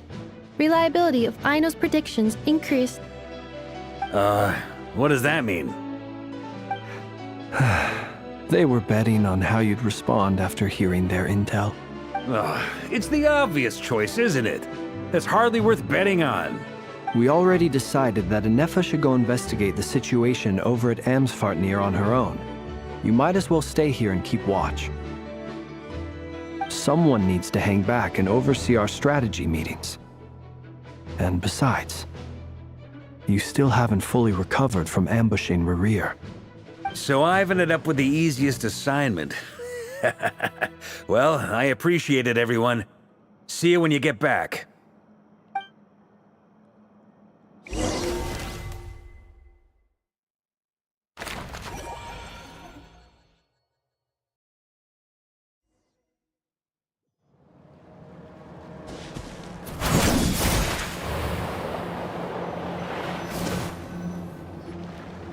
Here, this will serve as a good spot to cross over.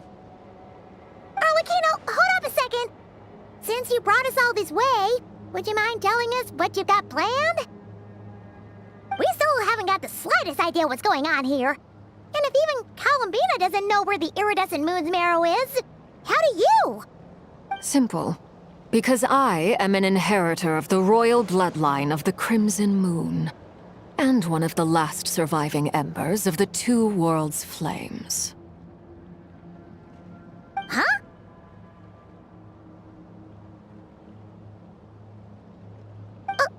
Are you serious? Isn't you're a descendant of that Crimson Moon dynasty we were just talking about? The one from ancient Conria? Your surprise is understandable. I was also taken aback when I first learned of it.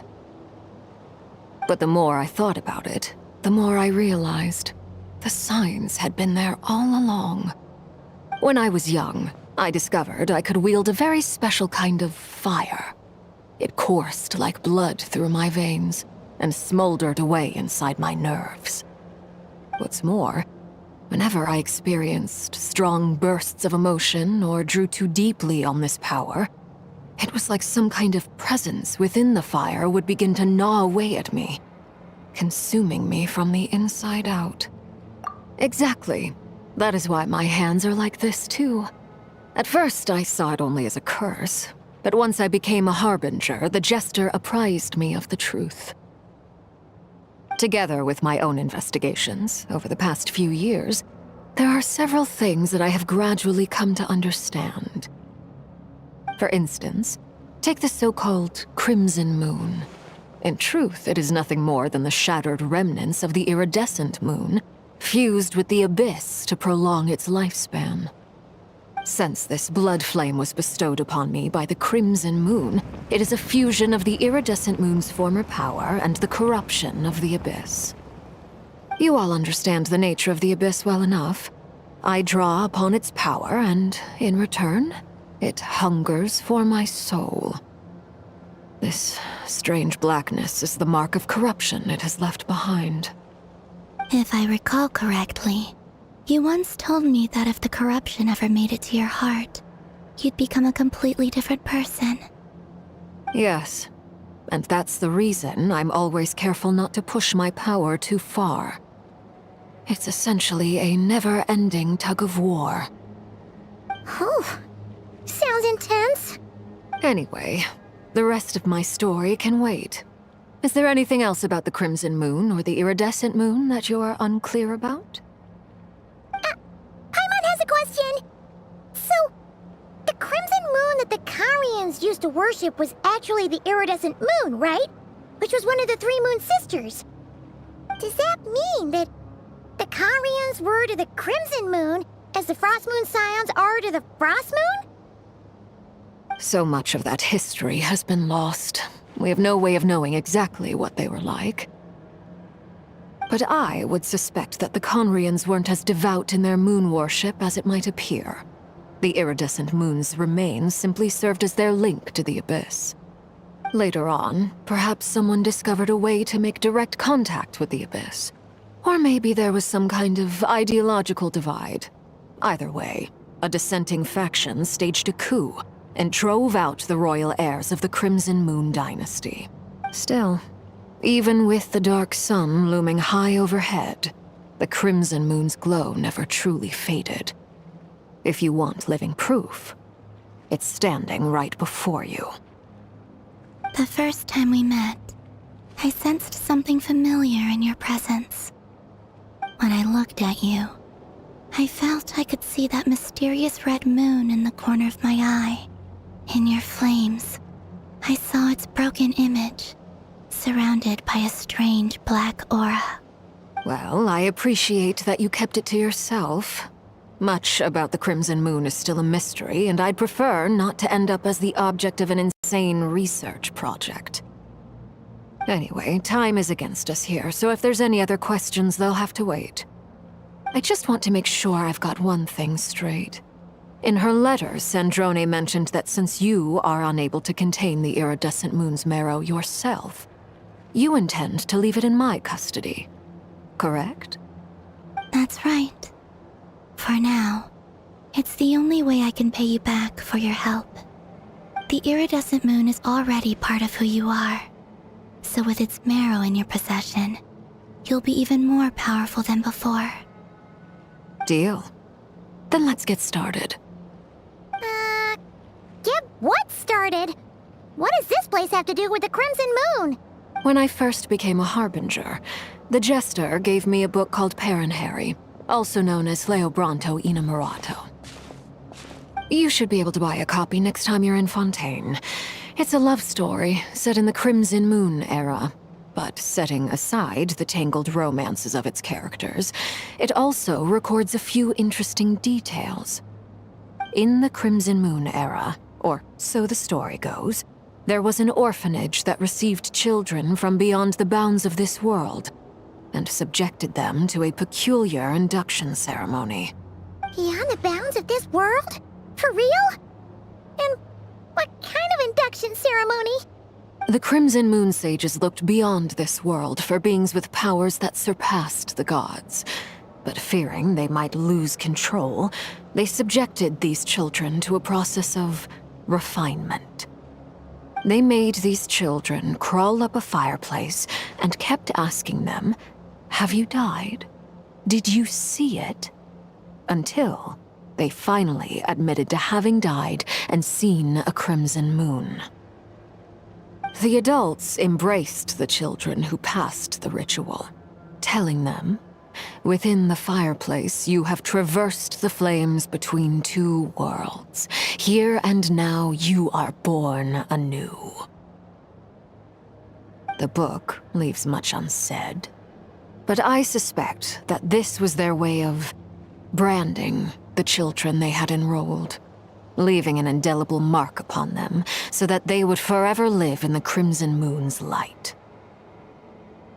That explains why I can't sense the Crimson Moon's marrow in this world. It makes sense that it would be sealed in a special space that can only be accessed temporarily through some kind of ritual. But there's no fireplace here. Do you see a chimney anywhere? Oh, are we supposed to build it ourselves? Okay, fine. Paimon will go find some bricks. That won't be necessary. The fireplace is purely symbolic. The key to the ritual is crossing the flames between two worlds. In other words, the flames that burn within me. Those burned away by such flames leave behind a kind of ghostly afterimage in the world. In the days of Conria, people believed they could be used to bridge the gap between the two worlds of life and death. In short, I can open a passage to that space for you. That's the easy part. The catch is I'll need to stay on this side to keep the passage open, so I won't be able to come with you. Once you're inside, you'll have to find your own way. Very well. Then I'll open it up. Traveler, spare me a little more moonlight if you would.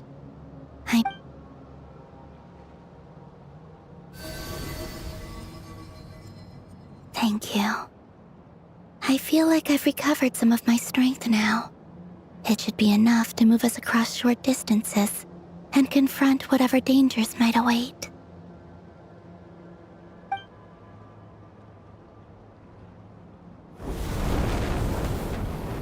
Mistress of the seven hues of ages past, great mother of the present, crimson-clad sovereign of the two realms, by fire severed, by fire renewed, I offer myself now and beseech your descent.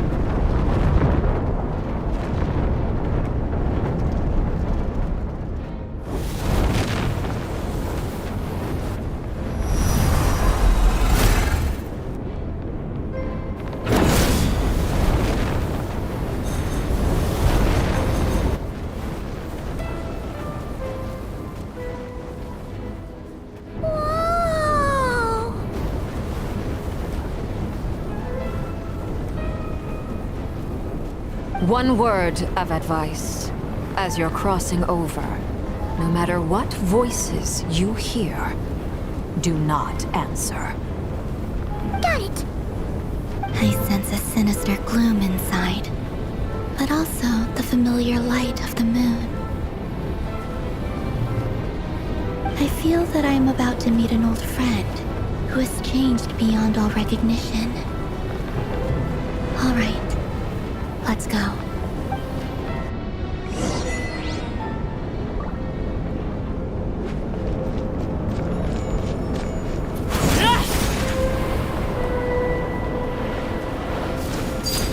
Transfixed!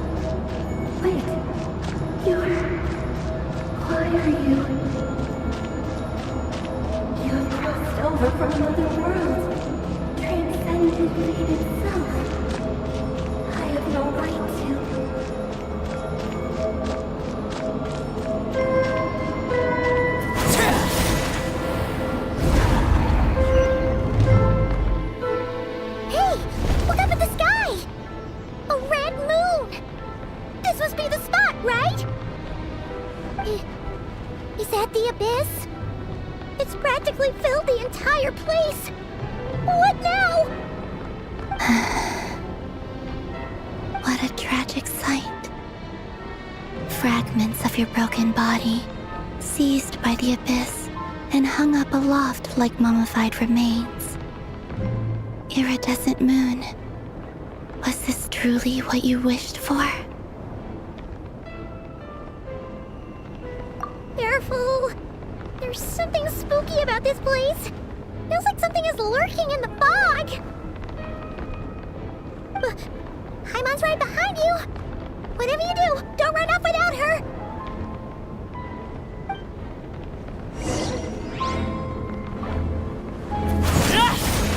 By the way, Almina, didn't you tell us that the iridescent moon had shattered into pieces? The moon up there looks pretty whole, Paimon. How is that possible?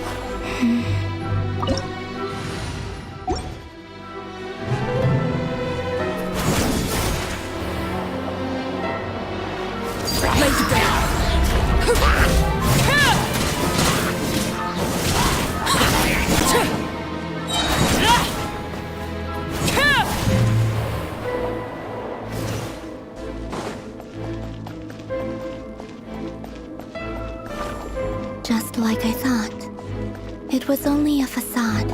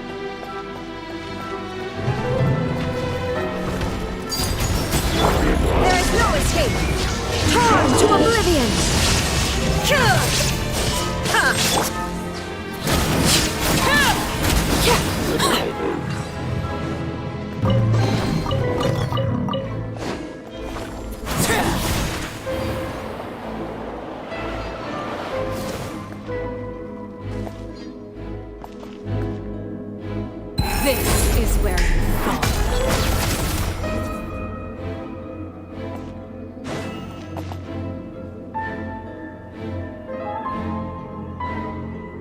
Huh?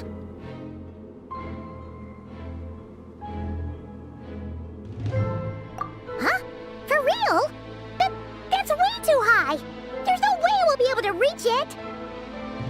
No. I'm not sensing anything up there. It's coming from under the mountain. Let's see... Ah! There's some kind of weird shadow over the water! Wait, see that? Looks like a mechanism of some sort. Let's check it out!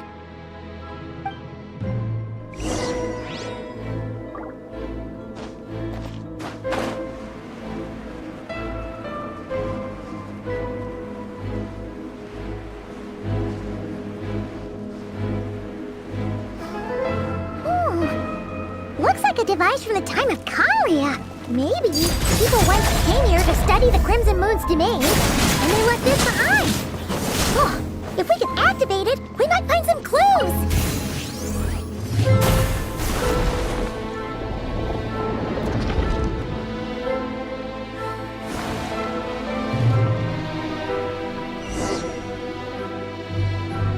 Hey, look at that! Now that the mechanism's running, the shadow in the water looks different. Do you think these mechanisms might be the key to unlocking the secret? Let's try to find more of them! Felindus, we'll leave the rest of the research in your hands. We'll be heading back now. I hope this isn't ruining date night. Ugh. Mind your own business. Just leave me some snacks on the table. Felindus? Is that Rere's girlfriend? How come we're hearing her voice here? Oh yeah! So, do you think she was studying this strange space all along? The Abyss has made this space extremely unstable. Maybe that's why some of the things she said and did were preserved here. Like echoes. Or after images. Whenever I see this view, it takes me back to a poem from my childhood. Waning moon, oh lifeless damsel, weeping on the mountain crest. Mourning still in wistful tone, her fragile soul now laid to rest. For me, of all people, to be here investigating the mysteries of the Crimson Moon space. Is it a coincidence?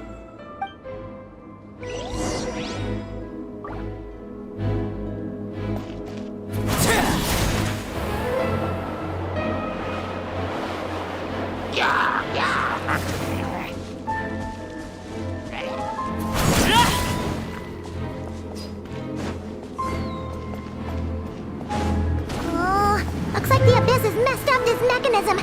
We need to find a way to get it working again. Let's see if there are any other devices nearby.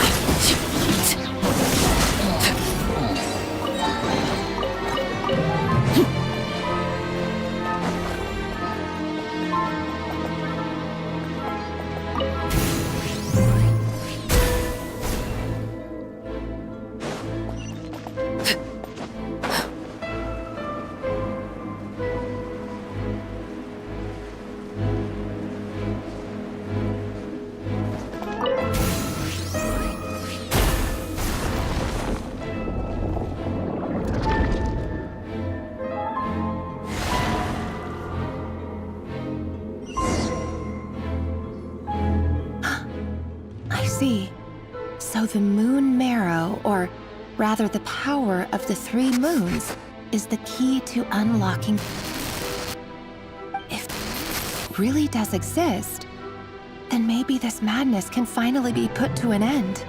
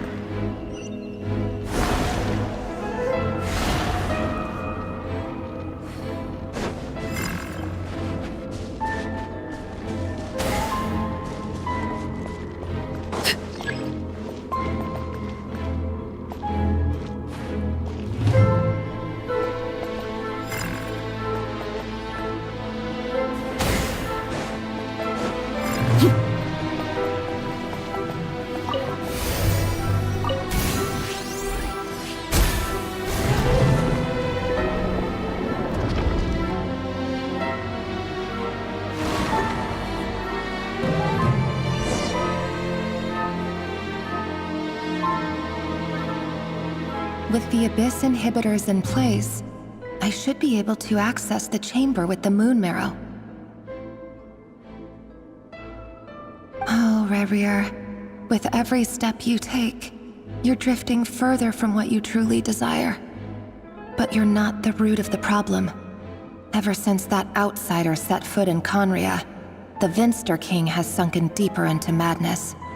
If only I could get my hands on that outsider.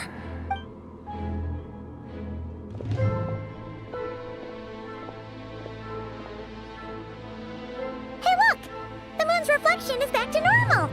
Elendis' voice mentioned a chamber with the moon marrow. Do you think maybe it's hidden in the moon's reflection? It must be. For within it, I sense the fragile aura of a dying soul. Then there's no time to lose! Let's go!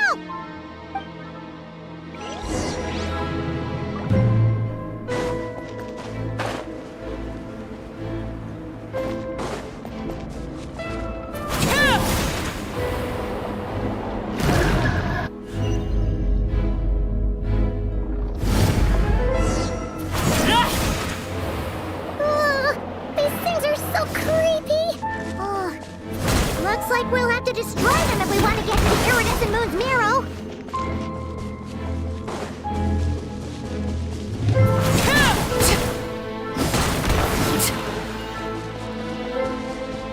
That must be the iridescent moon's marrow! Oh, we'll need to destroy these things before we can reach it!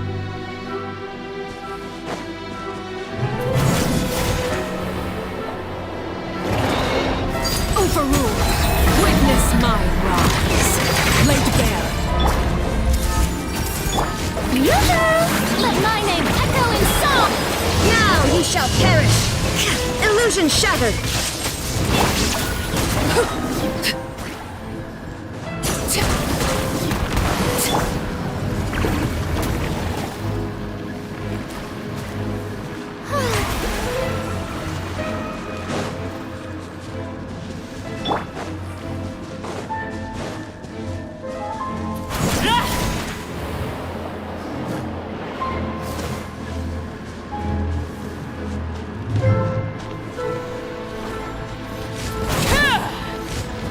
Transfixed!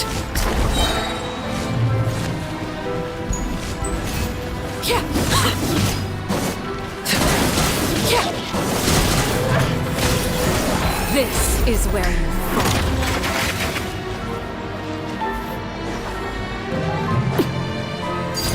Overruled!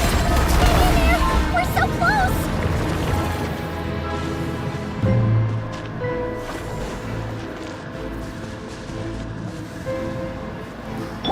Shine down! Everyone hold hands! Sharing my knowledge!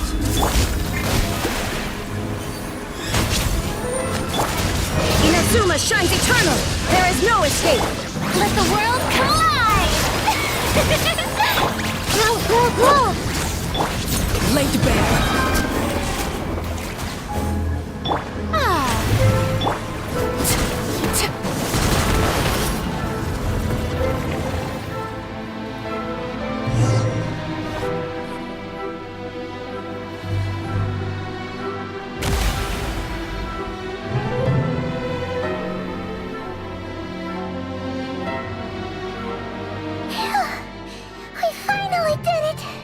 The iridescent moon's marrow, still burning away like an undying flame, yet now contaminated by the abyss. It has taken on a new form entirely. If we can purify the abyssal power within, we should be able to obtain its untainted essence.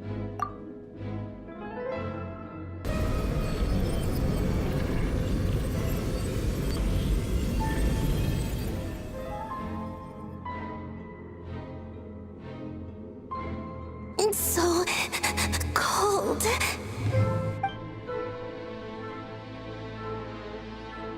Is it you? Are you here? Huh? Are you talking to us? At long last, I can see you once more. Our fates have crossed, and I am finally free. I'm sorry. I lied to you. Even knowing what was to come, I still couldn't let go of the fear in my heart as death drew near. The moment the moon shattered, my body began to split apart piece by piece. Like I was being cut into pieces by 1,000 blunt blades. My thoughts scattered as the cold crept in.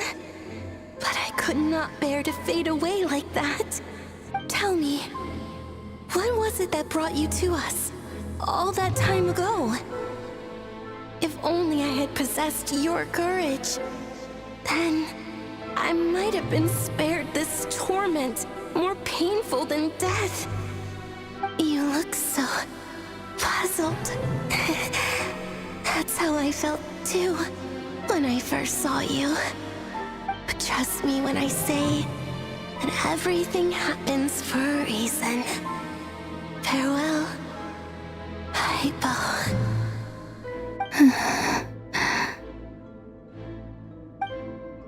What was that all about? Was that the goddess of the iridescent moon? Oh, it sounded like she was speaking to a long-lost friend. But none of us have ever met her before, right? Perhaps she took me for the goddess of the frost moon she once knew. For a fading soul like hers, our auras must be too similar to tell apart. But anyway, we've got the iridescent moon's marrow now. That should help you regain your strength, right? Alright, time to leave this place and meet back up with Arlecchino. Let's go!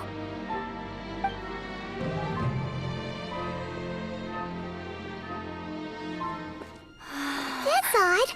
This place looks different than when we came in. Waning moon, oh lifeless damsel.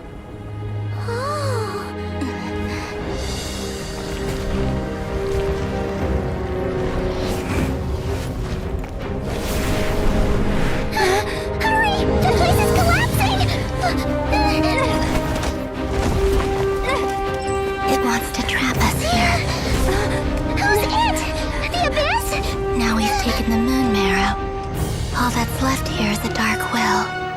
It will show us no mercy.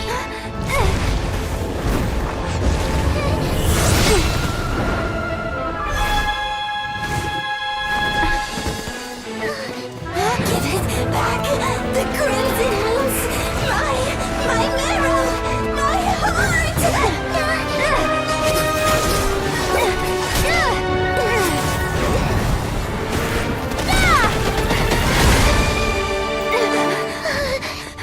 Finally! Huh? Oh no! The exit's blocked! They're back! Now what do we do? This is where you fall. Witness my rise.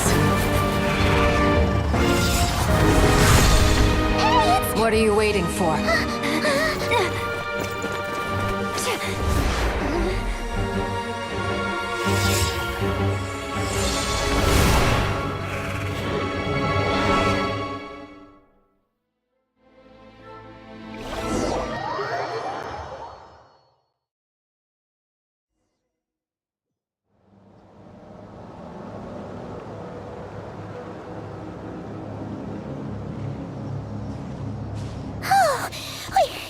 We made it! Was that you, Arlecchino? Did you save us?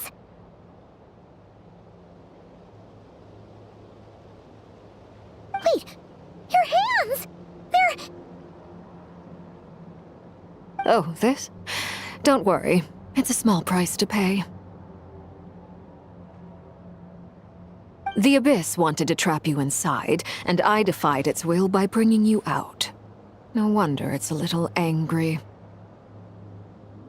No. I have paid the price, albeit a small one, and it cannot be undone. My hands have already fused with the Abyss. Purification would simply destroy whatever's left of them. But surely... Oh... We're so sorry, Arlecchino. Paimon can't believe you'd make a sacrifice like this for us. As much as I'd like to call it a favor, The truth is, I was simply holding up my end of the deal. Well, Columbina. Yes, you did your part. And as promised, I will leave the iridescent moon's marrow in your care. From this day forth, may the two worlds' flames burn ever more brightly.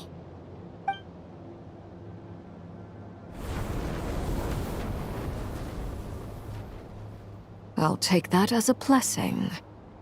Now, Columbina, give me your hand. Accept this moonlight I offer in return.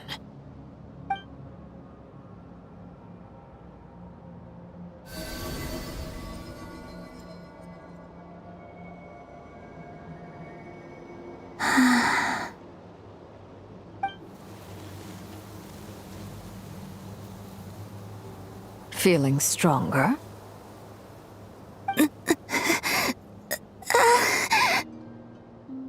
Hey, Columbina! Are you okay? I'm fine. Our powers are a little at odds, that's all. By the Frost Moon's authority alone, wielding the power of the other moons was always going to be a stretch. Still, I think it's fair to say that your strength has returned, at least to the level it was at as Third Harbinger. It's still not enough. There's no way I can hope to challenge Rayrier like this. Just one more ray of moonlight, if you would. It's okay. I can take it.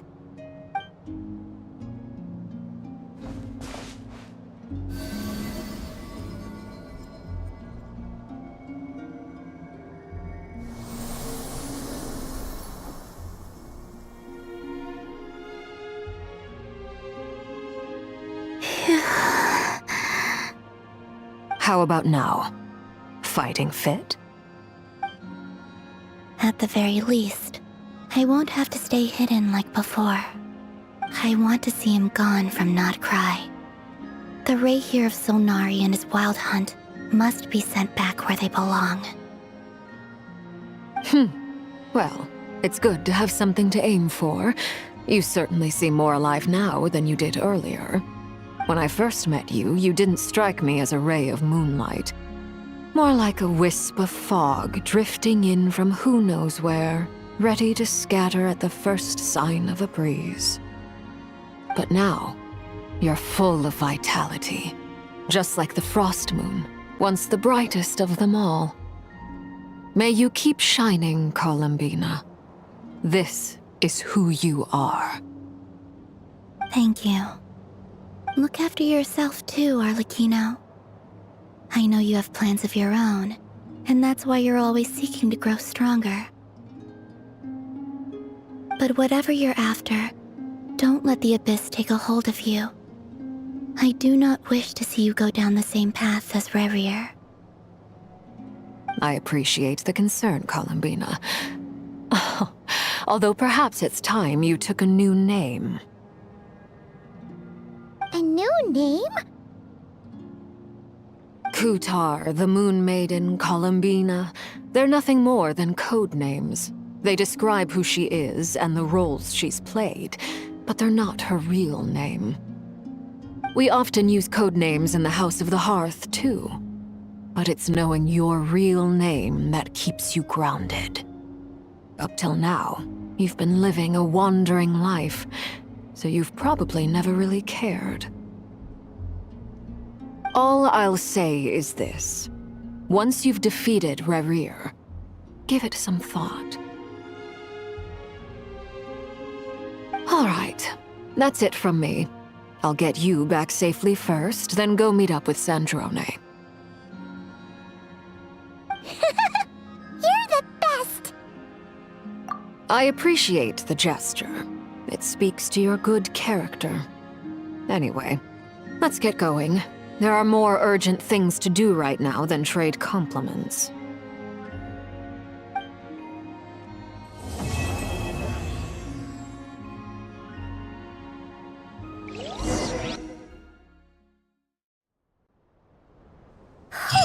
It was a close But we got the iridescent moon's marrow and restored Columbina's strength. And that's all that matters. In other words, mission accomplished. Paimon wonders how everyone else is doing.